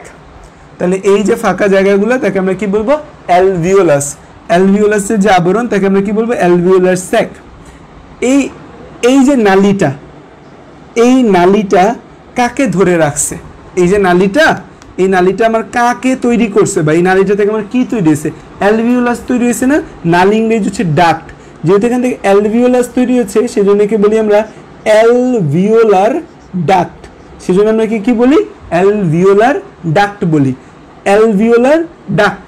তাহলে এই যে ফাঁকা জায়গা, এগুলোকে আমরা কি বলি? অ্যালভিওলাস। অ্যালভিওলাসের যে আবরণ, তাকে আমরা বলি অ্যালভিওলার স্যাক। এই অ্যালভিওলার স্যাকটা, এই অ্যালভিওলাস থেকে যে নালীটা, যে নালীটা থেকে এই অ্যালভিওলাসটা তৈরি হয়, এই নালীটাকে বলি অ্যালভিওলার ডাক্ট। তাহলে এই যে এই ফোলা জায়গাটা বাকি রয়ে গেল না? এই যে অ্যালভিওলাসের সত্যিকারের ফোলার আগে এখানে একটা ফোলা জায়গা আছে না? এই যে ফোলা জায়গা, এই ফোলা জায়গাটাকে আমরা বলি অ্যাট্রিয়াম। এই যে ফোলা জায়গা, এই ফোলা জায়গাটাকে আমরা কি বলি? অ্যাট্রিয়াম। এই জায়গাটাকে আমরা কি বলি? অ্যাট্রিয়াম। তাহলে আমাদের এই জিনিসগুলো আমরা দেখতে পাই। তাহলে আমরা কি দেখতে পাচ্ছি? খেয়াল করো, আমরা এখানে যদি দেখি আবার যে আমাদের কি ছিল? আমাদের টার্মিনাল ব্রঙ্কিউল। টার্মিনাল ব্রঙ্কিউল ভাগ হয়ে আমাদের কি তৈরি করে? রেসপিরেটরি ব্রঙ্কিউল তৈরি করে। তাহলে এটা একটা রেসপিরেটরি ব্রঙ্কিউল। রেসপিরেটরি ব্রঙ্কিউল থেকে এরকম ছোট ছোট ভাগ হয়, তারপর এই হালকা একটু ফুলে যায়, তারপর এভাবে এভাবে করে ফুলে যায়। ঠিক আছে? এখানেও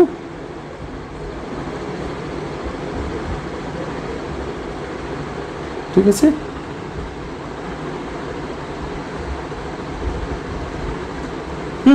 তো এই যে আমাদের যে নালীগুলা এই অ্যালভিওলাস থেকে ধরে রাখে, তাকে আমরা কি বলবো? Alveolar duct. তারপর এই যে হালকা একটু ফোলা অংশ, তাকে কি বলবো? অ্যাট্রিয়াম। এই যে ফাঁকা পুরো জায়গাটাকে কি বলবো? অ্যালভিওলাস। এটাকে যে ঢেকে রেখেছে যে আবরণটা, তাকে কি বলবো? অ্যালভিওলার স্যাক বা অ্যালভিওলার থলি। এই জায়গাটা বুঝতে পারছো যতটুকু বুঝাইছি? এই যে অংশটা আমাদের, এই যে রেসপিরেটরি ব্রঙ্কিউল, এই respiratory bronchiole, alveolar duct, atrium, alveolar sac, alveolus, এই পুরো জায়গাটাকে একসাথে আমরা বলি রেসপাইরেটরি জোন। এই জায়গাটাকে আমরা কি বলি? Respiratory zone. তার মানে এই জায়গায় আমাদের কি হবে? এই জায়গায় আমাদের অক্সিজেন এবং কার্বন ডাইঅক্সাইডের আদান প্রদান হবে।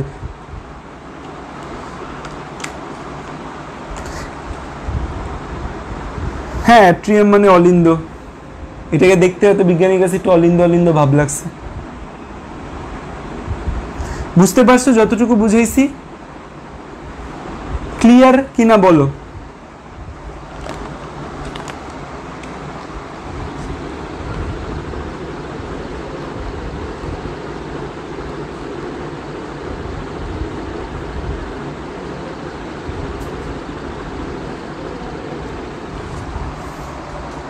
ক্লিয়ার কিনা বলো? ওকে, তাহলে খেয়াল করো যে আমাদের এই লোবিউলগুলো আসলে কি? যে আমরা লোবিউল বলতেছি, লোবিউলগুলো আসলে কি? তার মধ্যে এই যে আমাদের অ্যালভিওলাস স্যাক, অ্যালভিওলাস অ্যাট্রিয়াম, এই জিনিসগুলো থাকে। ক্লিয়ার সবাই? কোন জায়গাটা আরেকবার বলবো? পুরো জিনিসটাই আমি আরেকবার বলবো।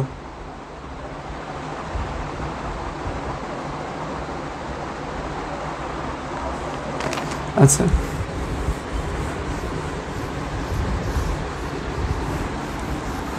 পুরো জিনিসটাকে আমি আরেকবার সামারাইজ করি। ওকে, দেখো আমাদের ফার্স্টে কি ছিল? ট্রাকিয়া। সেই ট্রাকিয়াটা আমাদের বিভাজিত হলো, বিভাজিত হয়ে কি তৈরি করলো? ডান এবং বাম পাশে গেল। যে পাশেই যাক আমরা এদেরকে কি বলছি? প্রাইমারি ব্রঙ্কাস বলছি। এই প্রাইমারি ব্রঙ্কাস আমাদের দুইটা তৈরি হয়, একটা আমাদের রাইট সাইডে যায়, আমাদের একটা রাইট প্রাইমারি ব্রঙ্কাস তৈরি হয় এবং একটা কি তৈরি হয় আমাদের লেফট প্রাইমারি ব্রঙ্কাস তৈরি হয়। রাইট প্রাইমারি ব্রঙ্কাসটা আমাদের রাইট ফুসফুসে যায়, লেফট প্রাইমারি ব্রঙ্কাস আমাদের লেফট ফুসফুসে যায়। এই যে প্রাইমারি ব্রঙ্কাস রয়েছে সেখান থেকে আমাদের তৈরি হয় কি, সেখান থেকে আমাদের তৈরি হয় সেকেন্ডারি বা লোবার ব্রঙ্কাস, সেকেন্ডারি বা লোবার ব্রঙ্কাস, সেকেন্ডারি বা লোবার ব্রঙ্কাস তৈরি হয়। রাইট ফুসফুসের জন্য কয়টা, রাইট ফুসফুসের জন্য আর লেফট ফুসফুসের জন্য। রাইট ফুসফুসের জন্য লোবার ব্রঙ্কাস আমরা দেখতে পাই কয়টা, 3টা লোব থাকে, যেহেতু রাইট ফুসফুসের 3টা লোব, তাহলে কয়টা লোবার ব্রঙ্কাস তৈরি হবে বা সেকেন্ডারি হবে 3টা হবে। আর লেফটের জন্য কয়টা হবে, লেফটের জন্য 2টা তৈরি হয়। এই যে সেকেন্ডারি বা লোবার ব্রঙ্কাস, তার থেকে তৈরি হয় আমাদের টারশিয়ারি বা সেগমেন্টাল ব্রঙ্কাস। সেই সেগমেন্টাল ব্রঙ্কাসগুলো আমাদের কোথায় প্রবেশ করবে, সেগমেন্টাল ব্রঙ্কাসগুলো আমাদের ব্রঙ্কোপালমোনারি সেগমেন্টে প্রবেশ করবে। কোথায় প্রবেশ করবে, আমাদের ব্রঙ্কোপালমোনারি সেগমেন্টে প্রবেশ করবে। তো দেখা যায় রাইট ফুসফুসের জন্য কয়টা টারশিয়ারি বা সেগমেন্টাল ব্রঙ্কাস তৈরি হয় 10টা, লেফট ফুসফুসের জন্য কয়টা তৈরি হবে 8টা। তারপরে এই টারশিয়ারি বা সেগমেন্টাল ব্রঙ্কাস সে আরও বিভাজিত হয়, আরও বিভাজিত হয়ে, তাহলে আমাদের প্রাইমারি ব্রঙ্কাস আমাদের কোথায় প্রবেশ করে, প্রাইমারি ব্রঙ্কাস প্রবেশ করে আমাদের লাংসে। সেকেন্ডারি ব্রঙ্কাস আমাদের কোথায় প্রবেশ করে, সেকেন্ডারি ব্রঙ্কাস আমাদের লোবে প্রবেশ করে। টারশিয়ারি ব্রঙ্কাস আমাদের কোথায় প্রবেশ করে, ব্রঙ্কো পালমোনারি সেগমেন্টে প্রবেশ করে। এই টারশিয়ারি বা সেগমেন্টাল ব্রঙ্কাস তারপর বিভাজিত হয়ে তৈরি করে টার্মিনাল ব্রঙ্কিওল। এই যে টার্মিনাল ব্রঙ্কিওল তৈরি করে, এই টার্মিনাল ব্রঙ্কিওল তারপর বিভাজিত হয়, টার্মিনাল ব্রঙ্কিওল বিভাজিত হয়ে তৈরি করে রেসপাইরেটরি ব্রঙ্কিওল। এই যে আমরা দেখতে পাচ্ছি এই টার্মিনাল ব্রঙ্কিওল থেকে পরবর্তী থেকে আসে রেসপাইরেটরি ব্রঙ্কিওল। এই যে রেসপাইরেটরি ব্রঙ্কিওল আছে, রেসপাইরেটরি ব্রঙ্কিওলের পরবর্তী অংশের নাম কি, এটার নাম অ্যালভিওলার ডাক্ট। এই অংশের নাম কি, অ্যালভিওলার ডাক্ট। এই যে আমাদের অ্যালভিওলার ডাক্ট রয়েছে, এই অ্যালভিওলার ডাক্টের পরবর্তী এই অংশটার নাম কি, এই অংশের নাম অ্যাট্রিয়াম। তাহলে অ্যালভিওলার ডাক্টের পরবর্তী অংশের নাম অ্যাট্রিয়াম। এই যে আমাদের অ্যাট্রিয়াম রয়েছে, সেই অ্যাট্রিয়ামের পরবর্তী অংশের নাম কি, এই যে আবরণ বা থলি, থলিটার নাম কি, অ্যালভিওলার ডাক্ট, অ্যালভিওলার ডাক্ট। এই যে অ্যালভিওলার ডাক্ট আছে, এই অ্যালভিওলার ডাক্টটা কাকে ঘিরে রেখেছে, যাকে রেখেছে তার অ্যালভিওলার ডাক্ট না, অ্যালভিওলার স্ট্যাক, স্যাক মানে আবরণ, ডাক মানে তো নালী। এই যাকে ঘিরে রেখেছে, এই ঘিরে রাখা ভেতরের অংশটার নাম কি, অ্যালভিওলাস। তাহলে এই হচ্ছে আমাদের পুরো জায়গা। এখন হচ্ছে আমাদের এই ট্রাকিয়া থেকে শুরু করে টার্মিনাল ব্রঙ্কিওল পর্যন্ত যে রিজিয়ন, একে আমরা কি বলি, এই জায়গাটাকে আমরা বলি হচ্ছে কন্ডাক্টিং জোন, মানে কি বায়ু পরিবহন করে। আর এই রেসপাইরেটরি ব্রঙ্কিওল থেকে অ্যালভিওলাস পর্যন্ত এই জায়গাটাকে আমরা বলি কি, রেসপাইরেটরি জোন। এরা অক্সিজেন আদান প্রদানে সাহায্য করে, কন্ডাক্টিং মানে বায়ু পরিবহন করে। এবং এই যে পুরো জিনিসটা আমরা যা আঁকলাম, এই পুরো আমরা যা পড়লাম এতক্ষণ, এই জিনিসটা দেখতে একটা গাছের মতো দেখা যায়, উল্টানো গাছের মতো, এবং এই জন্য একে বলা হয় ব্রঙ্কিয়াল ট্রি বলা হয়। একে কি বলা হয়, ব্রঙ্কিয়াল ট্রি। এবার ক্লিয়ার স্যাররা?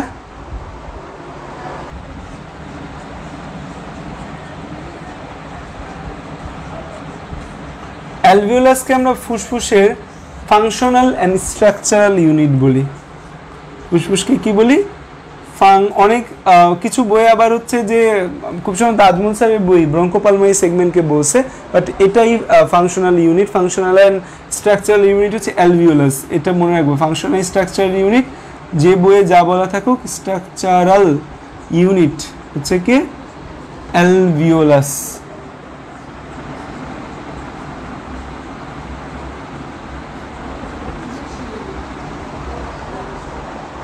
হ্যাঁ, মাবিয়া ভালো মেয়ে, সে কখনো ক্লাস মিস দেয় না। তো এটা ধরো একটা অ্যালভিওলাস,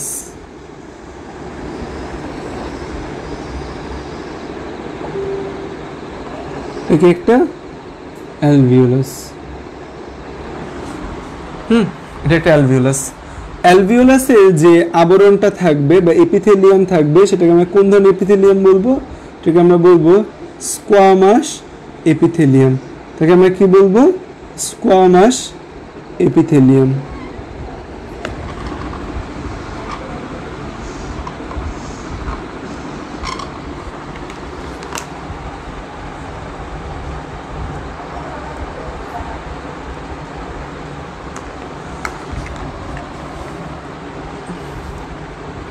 অ্যালভিওলাসের মধ্যে যে এপিথেলিয়াম আছে, এই অ্যালভিওলাস কত বর্গ কিলোমিটার হ্যান ত্যান এগুলা লাগবে না, ঠিক আছে। অ্যালভিওলাস, এই অ্যালভিওলাসটা মধ্যে যে এপিথেলিয়াম থাকে সেই এপিথেলিয়ামটাকে আমরা কি বলি? Simple squamous epithelium.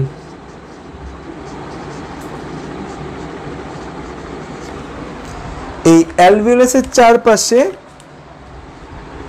ক্যাপিলারি রয়েছে, যে রক্তনালী রয়েছে সেই রক্তনালীগুলা খুবই পাতলা হয়, সেই পাতলা রক্তনালীগুলোকে আমরা কি বলি? ক্যাপিলারি বলি। সো এই অ্যালভিওলাসের চারপাশে আমাদের কি রয়েছে? অ্যালভিওলাসের চারপাশে আমাদের ক্যাপিলারি রয়েছে। একটা দিয়ে অক্সিজেন প্রবেশ করে, আরেকটা দিয়ে অক্সিজেন বের হয় বা গ্যাস যাতায়াত করে। একটা দিয়ে রক্ত আসে, একটা দিয়ে রক্ত যায়, এরকম নালী রয়েছে দুইটা। তো এরা হচ্ছে যে আমাদের পালমোনারি ধমনী থেকে তৈরি হয়, যে এই যে আমাদের যেটা আসে ক্যাপিলারি যেটা আসে, সেই ক্যাপিলারিটা আমাদের তৈরি হয় কোথা থেকে? আমাদের যে পালমোনারি ধমনী রয়েছে সেই পালমোনারি ধমনী থেকে এই ক্যাপিলারিটা তৈরি হয়, এবং হচ্ছে যে বের হয়ে যায় সে বের হয় কোথায় যায়? সে বের হয় আমাদের পালমোনারি যে শিরা রয়েছে সেই পালমোনারি শিরাতে যায়, ঠিক আছে, শিরাতে যায়। ক্যাপিলারি মানে কি আমরা জানি? ক্যাপিলারি সবসময় একটা সংযোগী স্থল বলতে বোঝায়। এই যে ধমনী আর শিরা তাদের মাঝখানে সংযোগী স্থলকে ক্যাপিলারি, এই ক্যাপিলারি এই জায়গা থেকে গ্যাস আদান প্রদান করতে সাহায্য করে। তো আমাদের এই যে অ্যালভিওলাস রয়েছে, অ্যালভিওলাস আমরা জানি যে গ্যাস আদান প্রদান করতে সাহায্য করে। অ্যালভিওলাস থেকে আমাদের বইয়ের মধ্যে অ্যালভিওলাস এত বর্গ কিলোমিটার, এত মাইল, এরকম নানা কথাবার্তা বলা আছে, সেগুলো আমাদের জন্য প্রয়োজন নাই। আমাদের প্রথম কথা জানতে হবে অ্যালভিওলাসের যে এপিথেলিয়াম সেটার নাম কি? Simple squamous epithelium. কেন সিম্পল স্কোয়ামাস এপিথেলিয়াম থাকে? মনে রাখবা, পৃথিবীর সিম্পল স্কোয়ামাস এপিথেলিয়াম সে জায়গায় থাকবে যে জায়গায় কোনো কিছু আদান প্রদান করা লাগবে, সে জায়গায় সিম্পল স্কোয়ামাস লাগবে। সো এখানে আমাদের এই ক্যাপিলারি রয়েছে, এই ক্যাপিলারিকে যদি আমি বড় করে দেখাই, ধরো এই রিজিয়নটার মধ্যে নিচের এই রিজিয়নটাকে তো আমি বড় করে দেখাচ্ছি। সো যদি আমরা হচ্ছে যে এই জায়গাটাকে বড় করে দেখাই,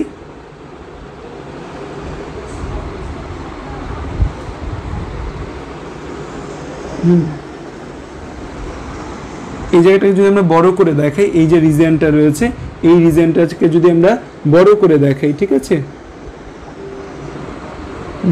বড় করে দেখালে এই জায়গায় আমাদের গ্যাসের আদান প্রদান হবে। তো বাইরে থেকে এই অ্যালভিওলাস থেকে এখানে গ্যাস আসবে, এখান থেকে গ্যাস অ্যালভিওলাসে যাবে, মানে হচ্ছে যে আমাদের অক্সিজেন গ্যাস দেখা যায় এই ক্যাপিলারিতে আসে, আবার এই ক্যাপিলারি থেকে কার্বন ডাইঅক্সাইড গ্যাস আমাদের এই অ্যালভিওলাসে যায়। তো এটার মেকানিজম রয়েছে, এই মেকানিজম আমরা শিখবো। মেকানিজম আমরা শিখবো। তো এখন আমাদের এখান থেকে অ্যালভিওলাসের গঠন আমরা জানতেছি, ঠিক আছে। তো আমাদের প্রতিটা ফুসফুসের মধ্যে অ্যালভিওলাস রয়েছে, এবং অ্যালভিওলাস আমাদের জন্য খুবই গুরুত্বপূর্ণ একটা অংশ। এই অ্যালভিওলাসের মধ্যে কিছু কোষ রয়েছে, তাদেরকে বলি আমরা অ্যালভিওলার কোষ। আমরা অ্যালভিওলাসের ভেতর কি বলি? অ্যালভিওলাসের ভেতর কিছু কোষ পাওয়া যায়, তাকে আমরা কি বলি? Alveolar cell. অ্যালভিওলার সেল পাওয়া যায়। অ্যালভিওলার সেল বা অ্যালভিওলার কোষ হচ্ছে 3 ধরনের। অ্যালভিওলার সেল 3 ধরনের। তোমাদের কোন বইয়ে জানি মোস্ট প্রবাবলি 5 ধরনের বলা আছে, সেই 5 ধরন জানার কোনো দরকার নেই, উল্টাপাল্টা কথাবার্তা বলা। সো আমরা জানবো কি কয় ধরনের আছে? 3 ধরনের আছে অ্যালভিওলার সেল। 1 নম্বরে যেটা, সেটাকে আমরা বলি টাইপ 1 সেল। Type 1 sell. 2 নম্বরে যেটা, তাকে আমরা বলি টাইপ 2 সেল। 3 নম্বরে যেটা, তাকে আমরা বলি অ্যালভিওলার ম্যাক্রোফেজ। তাকে আমরা কি বলি? Alveolar macrophage. এই 3 টাইপের সেল থাকে। অ্যালভিওলার ম্যাক্রোফেজ টাইপ 1 টাইপ 2 তে আসতেছি। তাহলে এই যে ধরো এখানে একটা সেল আমাদের রূপান্তরিত হয়ে সে এরকম বড় হয়, এরকম কিছু কোষ আছে যারা এই এপিথেলিয়ামগুলো রূপান্তরিত হয়। তো এই রূপান্তরিত এপিথেলিয়াম হয় কিছু সেল। তো টাইপ 1 সেল হচ্ছে এই যে নর্মাল যে স্কোয়ামাস সেলগুলো আমাদের এখানে আছে না, এই যে নর্মাল স্কোয়ামাস যে সেলগুলো আছে, এটা নর্মাল যেগুলো, এই নর্মাল সেলগুলোকে আমরা বলতে পারি টাইপ 1 সেল। তো নর্মাল যে সেলগুলো আছে সেই সেলগুলোকে আমরা কি বলতে পারি? Type 1 sell. এই টাইপ 1 সেলের কাজ একটাই, গ্যাস এক্সচেঞ্জ করে। তারা কি করে? গ্যাস এক্সচেঞ্জ করে। তারা গ্যাস এক্সচেঞ্জ করে, মানে oxygen intact and carbon dioxide, oxygen inhale and carbon dioxide exhale, এই যে প্রসিডিউর এই প্রসিডিউরে হেল্প করে টাইপ 1 সেল। তো টাইপ 1 সেলের সংখ্যা আমাদের বেশি থাকে। এইখানে কিছু নতুন সেল তৈরি হয়, এই সেলগুলা টাইপ 1 সেল থেকে রূপান্তরিত হয়ে এরকম হচ্ছে যে কিছু বড় আকৃতির সেল থাকে আমাদের এই লাংসে, তাদেরকে আমরা বলি টাইপ 2 সেল বা সেপ্টাল সেল। টাইপ 2 সেল বা এদের আরেকটা নাম কি সেপ্টাল সেল। তাহলে টাইপ 2 সেলের আরেকটা নাম কি আমরা সেপ্টাল সেল। এই যে টাইপ 2 সেল বা সেপ্টাল সেল রয়েছে,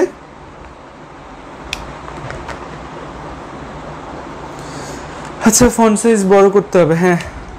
টাইপ 2 সেল বা আমাদের যে সেপ্টাল সেল রয়েছে, সেই সেপ্টাল সেল আমাদের কি ক্ষরণ করে? এই সেপ্টাল সেল ক্ষরণ করে আমাদের সারফেক্টেন্ট।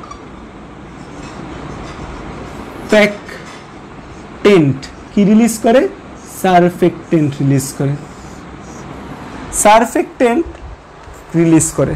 আচ্ছা, সারফেক্টেন্ট নিয়ে আমরা এখানে বলছি আলাদাভাবে। তাহলে এখন আমাদের জানতে হবে হোয়াট ইজ সারফেক্টেন্ট। ঠিক আছে,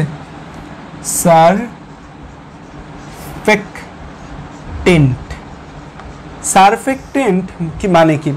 সারফেক্টেন্ট হচ্ছে যে এমন একটা, সারফেক্টেন্টের কেমিক্যাল নেচার যদি আমরা বলি যে কেমিক্যালি সারফেক্টেন্টের মধ্যে আমাদের সারফেক্টেন্ট হলো একটা সাবস্টেন্স যেটা রিলিজড ফ্রম টাইপ 2 সেল আর সেপ্টাল সেল। কেমিক্যালি তার মধ্যে থাকে আমাদের ফসফোলিপিড অ্যান্ড প্রোটিন থাকে, কিছু ফসফোলিপিড থাকে, কিছু প্রোটিন থাকে। এই যে ফসফোলিপিড যে থাকে, ফসফোলিপিডের মধ্যে কোন ফসফোলিপিডটা থাকে? ফসফোলিপিডের মধ্যে থাকে লেসিথিন থাকে। কোনটা থাকে? লেসিথিন। ফসফোলিপিডের মধ্যে কোনটা থাকে? থাকে হচ্ছে লেসিথিন থাকে। তো এই ফসফোলিপিড এবং প্রোটিন জাতীয় জিনিস দ্বারা এই সারফেক্টেন্ট তৈরি। সারফেক্টেন্টের কাজ কি, ফাংশন কি সারফেক্টেন্টের? সারফেক্টেন্ট হচ্ছে আমাদের এই ফুসফুসের, এই যে আমাদের ফুসফুসের মধ্যে কি হয় চিন্তা করে দেখো, আমাদের এই যে ফুসফুসের লেয়ারগুলো আছে, এখানে আমাদের বাইরে থেকে কি আসছে? বাতাস আসছে। ঠিক আছে, বাতাস অক্সিজেন প্রবেশ করবে। আর এই যে আমাদের রক্তনালী, এই রক্তনালীর মধ্যে পানি রয়েছে, তার মানে এই জায়গাগুলোর মধ্যে কি পানি রয়েছে, পানি, তার মানে পানি এবং হচ্ছে বাতাস। এই জায়গাটার মধ্যে একটা পৃষ্ঠ টান তৈরি হয়। এই যে পানির যে অণুগুলা রয়েছে, এই পানির অণুগুলা কি করবে? একে অপরকে টানবে। এই যে পানির অণুগুলো একে অপরকে আকর্ষণ করে বা টানে। সো দ্যাটস ওয়াই এই যে পানির উপরের যে লেয়ার, পানির উপরের লেয়ারে একটা টান তৈরি হয়, পানির উপরের লেয়ারে একটা টান জায়গা তৈরি হয়, যে কোনো গ্যাপ থাকে না, একটা টান তৈরি হয়। এই যে পানির উপরের যে পৃষ্ঠ রয়েছে, এই পৃষ্ঠতে যে টান, এই টানটাকে বলি আমরা পৃষ্ঠ টান। এটা তোমাদের ফিজিক্সে ভালো পড়াবে। ফিজিক্স সেকেন্ড পেপারে, ফার্স্ট পেপারের যে মোস্ট প্রবলি 7th চ্যাপ্টার রয়েছে, সেই 7 চ্যাপ্টারে হচ্ছে তোমাদের কি পড়ায়? 7 চ্যাপ্টারে তোমাদের হচ্ছে পৃষ্ঠ টান পড়ায়। পৃষ্ঠ টান কি? পৃষ্ঠ টান হচ্ছে যে আমাদের এই যে কোনো একটা পৃষ্ঠ, সেই পৃষ্ঠের যে পৃষ্ঠ টান মানে সারফেস টেনশন, সেই পৃষ্ঠের যে বলটা, তাকে আমরা বলি পৃষ্ঠ টান বলি। তো এই পৃষ্ঠ টানের কারণে কিন্তু আমরা দেখি না যে পানির উপর পোকামাকড় বসে আছে, ধরো একটা পোকামাকড় পানির উপর বসে আছে, কিভাবে বসে আছে, কিসের প্রভাবে বসে আছে? এই পৃষ্ঠ টানের প্রভাবে। এখানে একটা লেয়ার তৈরি হয়েছে আলাদা, বা এখানে একটা আলাদা লেয়ার আছে, একটা শক্তি রয়েছে, যার কারণে আমাদের পোকাটা নিচে ডুবে যায় না। কারণ পোকা একটু ভারী জিনিস, যে পোকাটা পানির উপর ভাসছে যে কেন? এই পৃষ্ঠ টানের কারণে ভাসছে। তো আমাদের ঠিক তেমনি এই যে ওয়াটারটা থাকে আমাদের এইখানে, যে পানির ভেতর যে ওয়াটারটা, আমাদের রক্তের ভেতর যে ওয়াটারটা থাকে, সেই ওয়াটারের নিজেরও পৃষ্ঠটান রয়েছে। সেই পৃষ্ঠটানটাকে কমিয়ে দেয়। পৃষ্ঠটান যত কম হবে অক্সিজেন ভেতরে তত প্রবেশ করবে। পৃষ্ঠটান যত কম হবে অক্সিজেন ভেতরে তত প্রবেশ করবে। এবং এই পৃষ্ঠটান কমানোর জন্য এই জায়গায় আমাদের একটা চর্বি জাতীয় পদার্থ থাকা লাগে।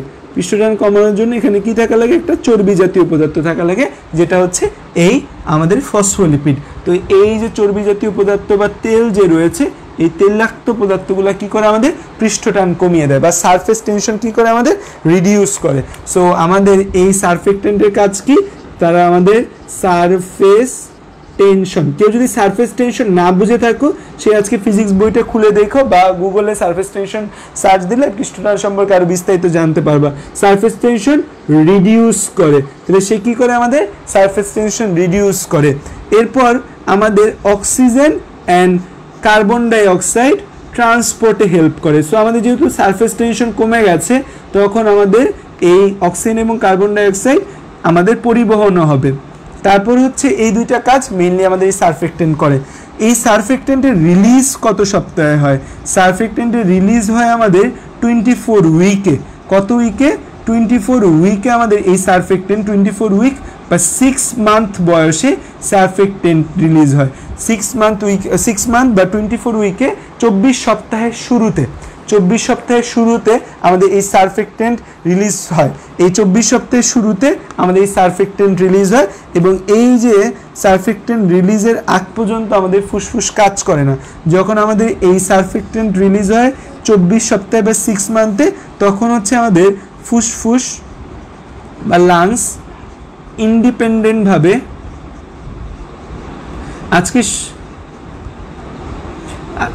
আজকে সূচির কি হয়েছে? সূচি কি খাওয়া নেই কিছু? আজকে সূচি সহজ ভাষা বুঝতে পারছে না, তার কাছে সহজ ভাষা দুর্বোধ্য মনে হচ্ছে, নাকি আমি পড়াতে পারছি না?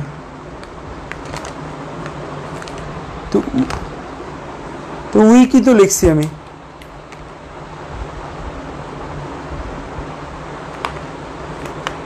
আচ্ছা, তো যেটা বলছিলাম যে আমাদের এই যে সারফেক্টেন্ট রয়েছে, সারফেক্টেন্ট কেমিক্যালি একে ফসফোলিপিড এবং প্রোটিন দ্বারা গঠিত। সারফেক্টেন্টের কাজ হচ্ছে তারা আমাদের সারফেস টেনশন হ্রাস করে, সারফেস টেনশন রিডিউস করে। সারফেস টেনশন জিনিসটা কি? যেমন ধরো একটা গ্লাস রয়েছে, এই যে একটা গ্লাস, এই গ্লাসের মধ্যে কিছু পানি আছে, এই গ্লাসের মধ্যে ওয়াটার মলিকিউল রয়েছে। তো এই যে ওয়াটার মলিকিউলগুলো রয়েছে, এই ওয়াটার মলিকিউলগুলার যে উপরের তল, আমরা ওয়াটার মলিকুলার যে উপরের তল বলি, বা ওয়াটার মলিকুলগুলার যে গ্লাসের সাথে তল, সো এই যে উপরের তল রয়েছে, এই উপরের তলে যে নিজেদের মধ্যে একটা টান ভাব, নিজেদের ভেতর যে একটা আকর্ষণ বল, সেটাকে বলে পৃষ্ঠটান। তো পৃষ্ঠটান ইংরেজি হচ্ছে সারফেস টেনশন। যে সারফেস টেনশনের কারণে অনেক সময় দেখবা এই পানির উপরে একটা পোকা এসে বসতে পারে, বা পানির ভেতর একটা সূক্ষ্ম সূচ খুব ধীরে, মানে একটা খুব সূক্ষ্ম সূচ বা একটা পিন অনেক ধীরে পানির ভেতর যদি রাখো খুব সূক্ষ্মতার সাথে, তখন দেখা যায় ওই পিনটা ডুবে যায় না, পিনটা ওই পানির উপর ভাসতে থাকে। ছোটোবেলায় এক্সপেরিমেন্ট করছো কিনা তোমরা জানি না, যে এই পিনটা ভাসতে থাকে, খুব আস্তে ধীরে রাখলে হালকা একটা পিন ভাসতে থাকে। তো ভাসার তো কথা নয়, সেটা ভারী জিনিস। কেন ভাসতেছে? কারণ এই যে পানি রয়েছে, পানির অণুগুলা নিজেদের মধ্যে আকর্ষণ করে এখানে একটা বল, ফোর্স ক্রিয়েট করে রেখেছে, যে ফোর্সের কারণে এই জিনিসটা নিচে যেতে পারছে না। এই ফোর্সটাকে বলি আমরা পৃষ্ঠটান। পৃষ্ঠটান যত আমাদের বেশি হবে, তত কি হবে, যে কোনো কিছুর জন্য প্রবেশ করা কঠিন হবে। যেখানে যদি পৃষ্ঠটান অনেক বেশি থাকে, তখন কি হবে, ওই সূচটা ঢুকতে পারবে ভেতরে? পারবে না কোনোভাবে। সো পৃষ্ঠটান বেশি থাকলে ঝামেলা। এখানে আমাদের রক্তনালীর ভেতরে পানি আছে, রক্তনালীর ভেতর যে পানি রয়েছে, সেই পানিটা যে মানে রক্তনালীর ভেতরে রক্ত আছে, রক্তের ভেতরে পানি আছে, দ্যাট মিনস পানির অণুগুলার মধ্যে কি রয়েছে, অণুগুলার মধ্যে নিজেদের মধ্যে একটা আকর্ষণ বল, এবং এই যে তাদের পৃষ্ঠ রয়েছে, সেই পৃষ্ঠ বরাবর তাদেরও মানে দেখা যায় এই দুইটা লেয়ার একসাথে থাকে, তো এই পৃষ্ঠ বরাবর তাদেরও একটা টান রয়েছে। সেই পৃষ্ঠ টানটা যদি বেশি হয়, তখন আমাদের বাতাসটা এই রক্তনালীর ভেতর প্রবেশ করতে পারবে না, অক্সিজেন আদান প্রদান ঠিকমতো হবে না। সেই জন্য এই পৃষ্ঠটানটাকে কমাতে হবে। পৃষ্ঠটানকে কমানোর জন্য আমরা কি ব্যবহার করব? পৃষ্ঠটানকে কমানোর জন্য আমরা এই সারফেক্টেন্ট ব্যবহার করব, যেটা আমাদের পৃষ্ঠটান কমিয়ে দেয়। পৃষ্ঠটান কমিয়ে দিলে খুব সহজেই এই অক্সিজেনটা ভেতরে প্রবেশ করতে পারে এবং কার্বন ডাইঅক্সাইড বের হতে পারে। ইয়েস, জেএম প্রমা সেটা প্র্যাকটিক্যাল করছে। তো প্রমার উদ্দেশ্যে বলি, এই ধরো একটা এখানে যদি তুমি হচ্ছে যে কি করো, পানির ভেতর একটা আলপিন রাখো, এই আলপিনটা কিন্তু ডুবে যাবে না, কিন্তু তুমি কি করবা, এটার ভেতর 1-2 ফোঁটা অয়েল দিবা। অয়েল দিলে দেখবা কি, অয়েল দিলে দেখবা এই আলপিনটা ডুবে গেছে। মানে পানির ভেতর খুব ধীরে সূক্ষ্মভাবে যদি একটা আলপিন রাখো, সেই আলপিনটা ডুববে না, ভাসতে থাকবে, পাতলা একটা আলপিন। এর উপর তুমি কিছু অয়েল দাও, অয়েল দিলে দেখবা যেটা ডুবে গেছে। কেন ডুবে গেছে? এই যে আমাদের পৃষ্ঠতে যে টানটা রয়েছিল, সেই টানটা কমে যাবে, পৃষ্ঠটান কমে যাবে। সো অয়েল বা আমাদের এই লিপিড জাতীয় যে জিনিসগুলো আছে, এরা এই পৃষ্ঠটান কমাতে সাহায্য করে।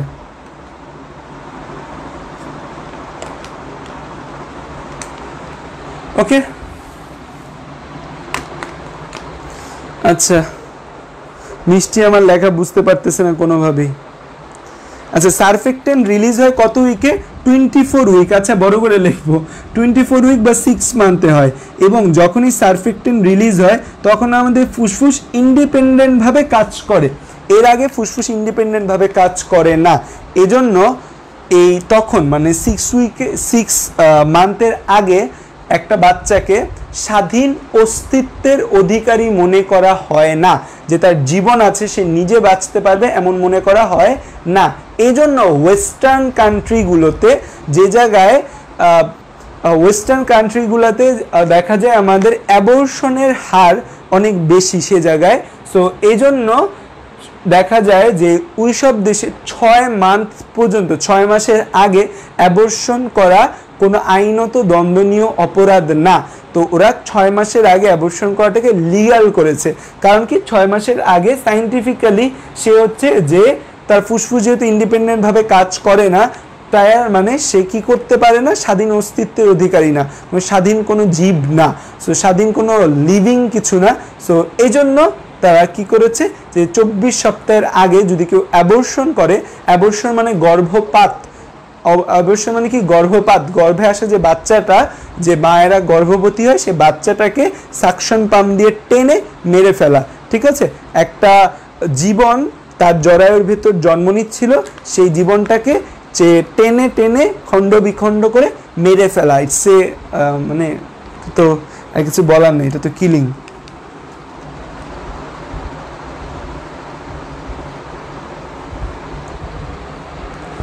আচ্ছা, এখন আমাদের সারফেক্টেন্ট রিলিজ শুরু হয় 24 সপ্তাহ থেকে, এবং যত সময় বাড়ে সারফেক্টেন্ট রিলিজ তত বাড়তে থাকে। এজন্য আমরা ফুল ম্যাচিউর বাচ্চা হয়েছে কিনা সেটার দিকে খুব নজর দিই, যে আমরা চেষ্টা করি যে একটা বাচ্চা যেন ফুল টার্ম 9 মাস ঠিক মতো পায়, 9 মাস যেন একটা বাচ্চা ঠিক মতো পায়, 36 উইক প্লাস যেন হয়, সেটা আমরা সবসময় চেষ্টা করি যে 36 উইক প্লাস যেন একটা বাচ্চা পায়। কোনো কারণে কোনো একটা বাচ্চা যদি 36 উইকের আগে হয়ে যায়, যেটাকে আমরা প্রিম্যাচিউর বেবি বলি, নর্মালি বাংলাদেশি প্রিম্যাচিউর বেবির সংজ্ঞা নানা দেশে নানা রকম, এটা ডিপেন্ড করে যে কত পর্যন্ত বাচ্চাকে বাঁচাতে পারা যায়। যে বাংলাদেশে দেখা যায় আমরা 28 উইকের আগের বাচ্চাকে বাঁচাতে পারি না, 28 থেকে 30 উইকে হলেও বাচ্চা বাঁচাইতে আমাদের মানে খুব অবস্থা খারাপ হয়ে যায়, আমাদের এনআইসিইউ ফ্যাসিলিটি সেভাবে নাই। আমেরিকায় ওরা 26 উইকের বাচ্চা, 24 উইকের বাচ্চাও বাঁচায় ফেলে, আমরা বাঁচাতে পারি না, আমাদের তো 28 উইক। তো একটা বাচ্চা যদি প্রিম্যাচিউর হয় তার মানে কি সে ফুল ম্যাচুরিটি তার মায়ের পেটে পায়নি, তখন কিন্তু তার এই যে আমাদের সারফেক্টেন্ট সেটার পরিমাণও কম হবে। তার মানে হচ্ছে প্রিম্যাচিউর যে বেবি রয়েছে, প্রিম্যাচিউর বেবি যারা হচ্ছে লেস দেন 36 উইকে হয়ে যায়, সেই বাচ্চাদের ক্ষেত্রে আমাদের সারফেক্টেন্ট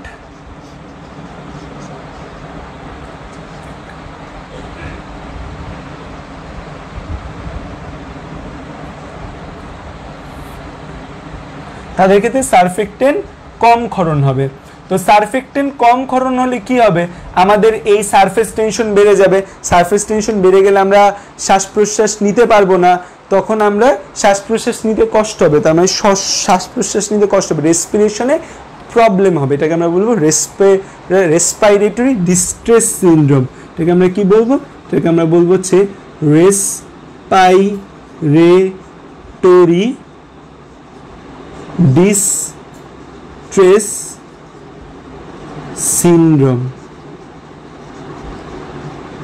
এবং এর আগে একটা অ্যাকিউট লাগায় দেয়, অ্যাকিউট রেসপিরেটরি ডিস্ট্রেস সিনড্রোম, যেটাকে আমরা মেডিকেলে শর্ট ফর্মে বলি ARDS।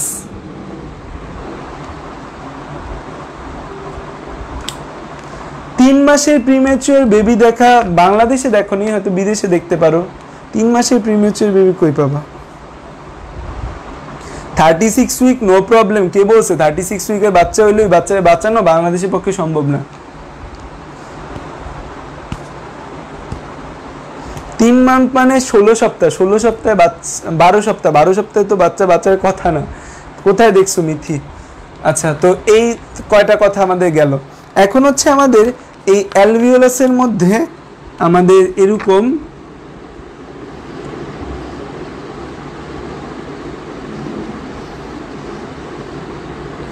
কোষ থাকে, যেটা আমাদের মনোসাইট যে ছিল সেই মনোসাইটটা রূপান্তরিত রূপ।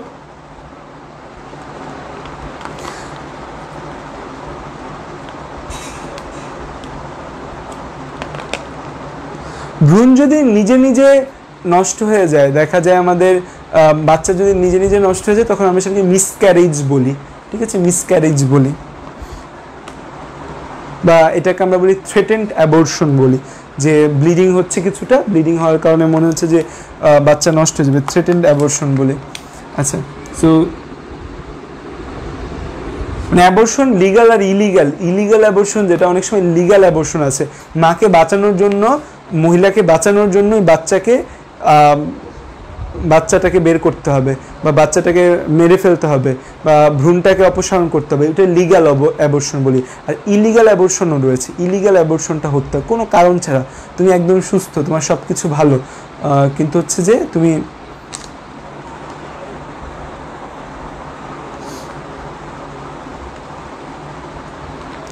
ইনকিউবেটরে বাঁচে। বললাম তো বাংলাদেশে বাঁচানো টাফ, 26 উইক, বাংলাদেশে 28 উইকের উপরে আমরা বাঁচাতে পারি। টাফ মানে এই প্রিমেচুর বেবিদের বাঁচানো অনেক টাফ, তাদের নিয়ে আমাদের অনেক চিন্তায় থাকতে হয়। এই যে জিনিসটা, এই জিনিসটাকে আমরা কি বলি, এটাকে বলি আমরা অ্যালভিওলার ম্যাক্রোফেজ। এই অ্যালভিওলার ম্যাক্রোফেজ থাকে আমাদের, ঠিক আছে, এই 3 টাইপের আমাদের সেল পাওয়া যায়। এই অ্যালভিওলার ম্যাক্রোফেজ আমাদের একটা রেসিডেন্ট ম্যাক্রোফেজ, আমরা ওই যে ম্যাক্রোফেজ বলি নানা জায়গায়, এটা হচ্ছে আমাদের অ্যালভিওলার ম্যাক্রোফেজ।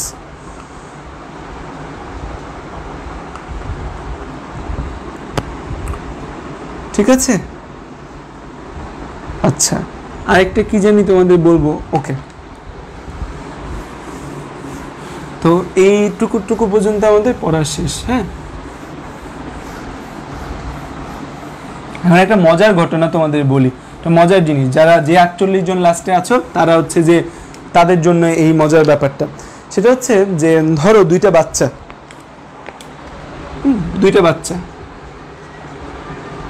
না, একটা বাচ্চা, এই একটা বাচ্চা হওয়ার পর মারা গেছে। কি হয়েছে? মারা গেছে। একটা বাচ্চা হওয়ার পর, এটা জাস্ট তোমাদেরকে একটু ইন্টারেস্ট জাগানোর জন্য, হওয়ার পর মারা গেছে, একটা বাচ্চা হওয়ার পর মারা গেল। এখন মায়ের দাবি হচ্ছে সে বাচ্চার কান্না শুনেছে, ডাক্তার বাচ্চা মেরে ফেলছে। সে বাচ্চার কান্না শুনছে, ডাক্তার বাচ্চা মেরে ফেলছে। ডাক্তারের দাবি, এটা লেখা লাগবে না, জাস্ট আমি তোমাদের বোঝানোর জন্য, ডাক্তারের দাবি মরা বাচ্চা জন্ম নিয়েছে।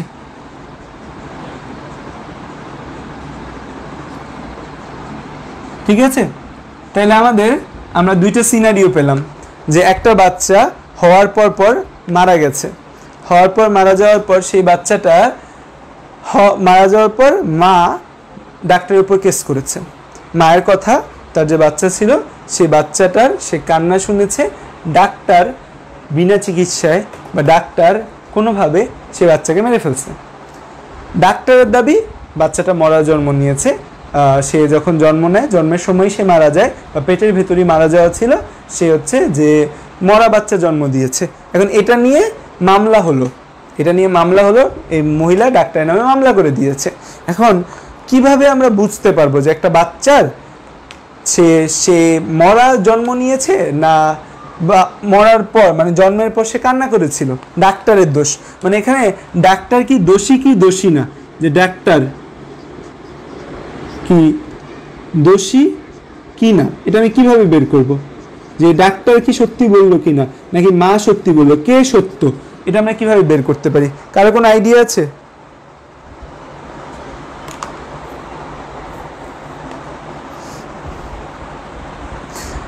জেএম প্রমা বলছো লাং স্পেশাল লিকুইডে ঢুকাবো। লাং একটা স্পেশাল পানিতে ডুবাইলে তোমার কি হবে প্রমা? ফোরামেন ওভালি দেখে ফরেন্সিক ডিপার্টমেন্টে যাব। মানে কিভাবে ফরেন্সিক ডিপার্টমেন্টে কিভাবে বের করে যে ডাক্তার দোষী কি দোষী না? সেটা জাস্ট কিচ্ছু না, একটা পানি, এটার মধ্যে একটা কি আছে, পানি আছে। বাচ্চার পোস্টমর্টেম করে আমি বাচ্চার লাংসটা বের করলাম, বাচ্চাকে আমি পোস্টমর্টেম করলাম এই বাচ্চার লাংসটা বের করলাম। লাংসটা বের করে আমি যদি সেই লাংসটাকে এই পানির ভেতর ফেলে দিই, লাংসটাকে আমি পানির ভেতর ফেলে দিলাম, ফেলে দিলে লাংসটা ভাসতেও পারে, লাংসটা ডুবেও যেতে পারে। যদি দেখি লাংসটা ডুবে গেছে, লাংস পানির ভেতর ছেড়ে দিলাম, বাচ্চার লাংসটা পানির ভেতর ডুবে গেছে, তার মানে কি বাচ্চাটা মরা জন্ম নিয়েছে। বাচ্চাটা জন্ম নেওয়ার পর একবারও নিঃশ্বাস নেয়নি, কারণ বাচ্চা জন্ম নেওয়ার পর যদি কান্না করতো, কান্না করেছে মানে সে নিঃশ্বাস প্রশ্বাস নিয়েছে, অক্সিজেন গ্রহণ করেছে। এই অক্সিজেন গ্রহণ করলে সেই অক্সিজেন অ্যালভিওলাসে গিয়ে জমা হতো, সেই আমাদের যে অ্যালভিওলাসগুলো আছে এটা প্রসারিত হতো, সেখানে গিয়ে অক্সিজেন জমা হতো। কখনোই এমন হয় না যে আমরা যত জোরে শ্বাস প্রশ্বাস নেই না কেন আমাদের ফুসফুস থেকে কখনো অক্সিজেন সব বের হয়ে যায় না, অক্সিজেন আমাদের কিছুটা হলেও থাকে। আর একবার যদি আমাদের ফুসফুস প্রসারিত হয়, ফুসফুস হচ্ছে আমাদের একটি স্পঞ্জের মতো অঙ্গ, তো একবার যদি ফুসফুস প্রসারিত হয় সেই প্রসারিত অবস্থায় থাকবে, কখনো সে চুপসে যাবে না, পানির ভেতর সে কখনো ডুবে যাবে না। সো যদি পানির ভেতর ডুবে যায় তার মানে বাচ্চাটা মরা জন্ম নিয়েছিল, কারণ বাচ্চাটা একবারও শ্বাস প্রশ্বাস নেয়নি, তার ফুসফুসে কোনো অক্সিজেন ছিল না, পুরো ফুসফুসটা নিরেট, দ্যাটস ওয়াই পানিতে ডুবে গেছে। যদি পানিতে ভেসে থাকে তার মানে কি পানিতে ফুসফুসটা ভেসে আছে, ভেসে আছে মানে কি অ্যালভিওলাসের মধ্যে বাতাস গেছে, অ্যালভিওলাসের মধ্যে বাতাস মায়ের পেটে মরা হলে যাওয়া সম্ভব না। অ্যালভিওলাসের মধ্যে বাতাস যাওয়া সম্ভব কি সে যদি জন্ম নেয় সুস্থভাবে, জন্ম নেয় সুস্থভাবে, মরার পর যদি সে কান্না করে তার মানে ফুসফুসে বাতাস গেছে, বাতাস গেছে মানে কি অ্যালভিওলাসটা অক্সিজেন রয়েছে, দ্যাট মিনস অ্যালভিওলাস ভাসবে। সো তখন আমাদের এই যদি আমরা দেখি যে টেস্ট করে যে না ফুসফুসটা ডুবে গেছে, দ্যাট মিনস হচ্ছে ডাক্তার সঠিক ছিল, বাচ্চাটাই মরা জন্ম নিয়েছে। আর যদি দেখি যে না ফুসফুসটা ভেসে উঠেছে, দ্যাট মিনস মায়ের দাবিটা সঠিক, সারা বাচ্চা কান্না করেছিল, কোনো অবহেলায় বা কোনো কারণে, কোনো ডিজিজের কারণে হয়তো তার বাচ্চাটা মারা গিয়েছে। সুন্দর না ব্যাপারটা, কনসেপ্টটা?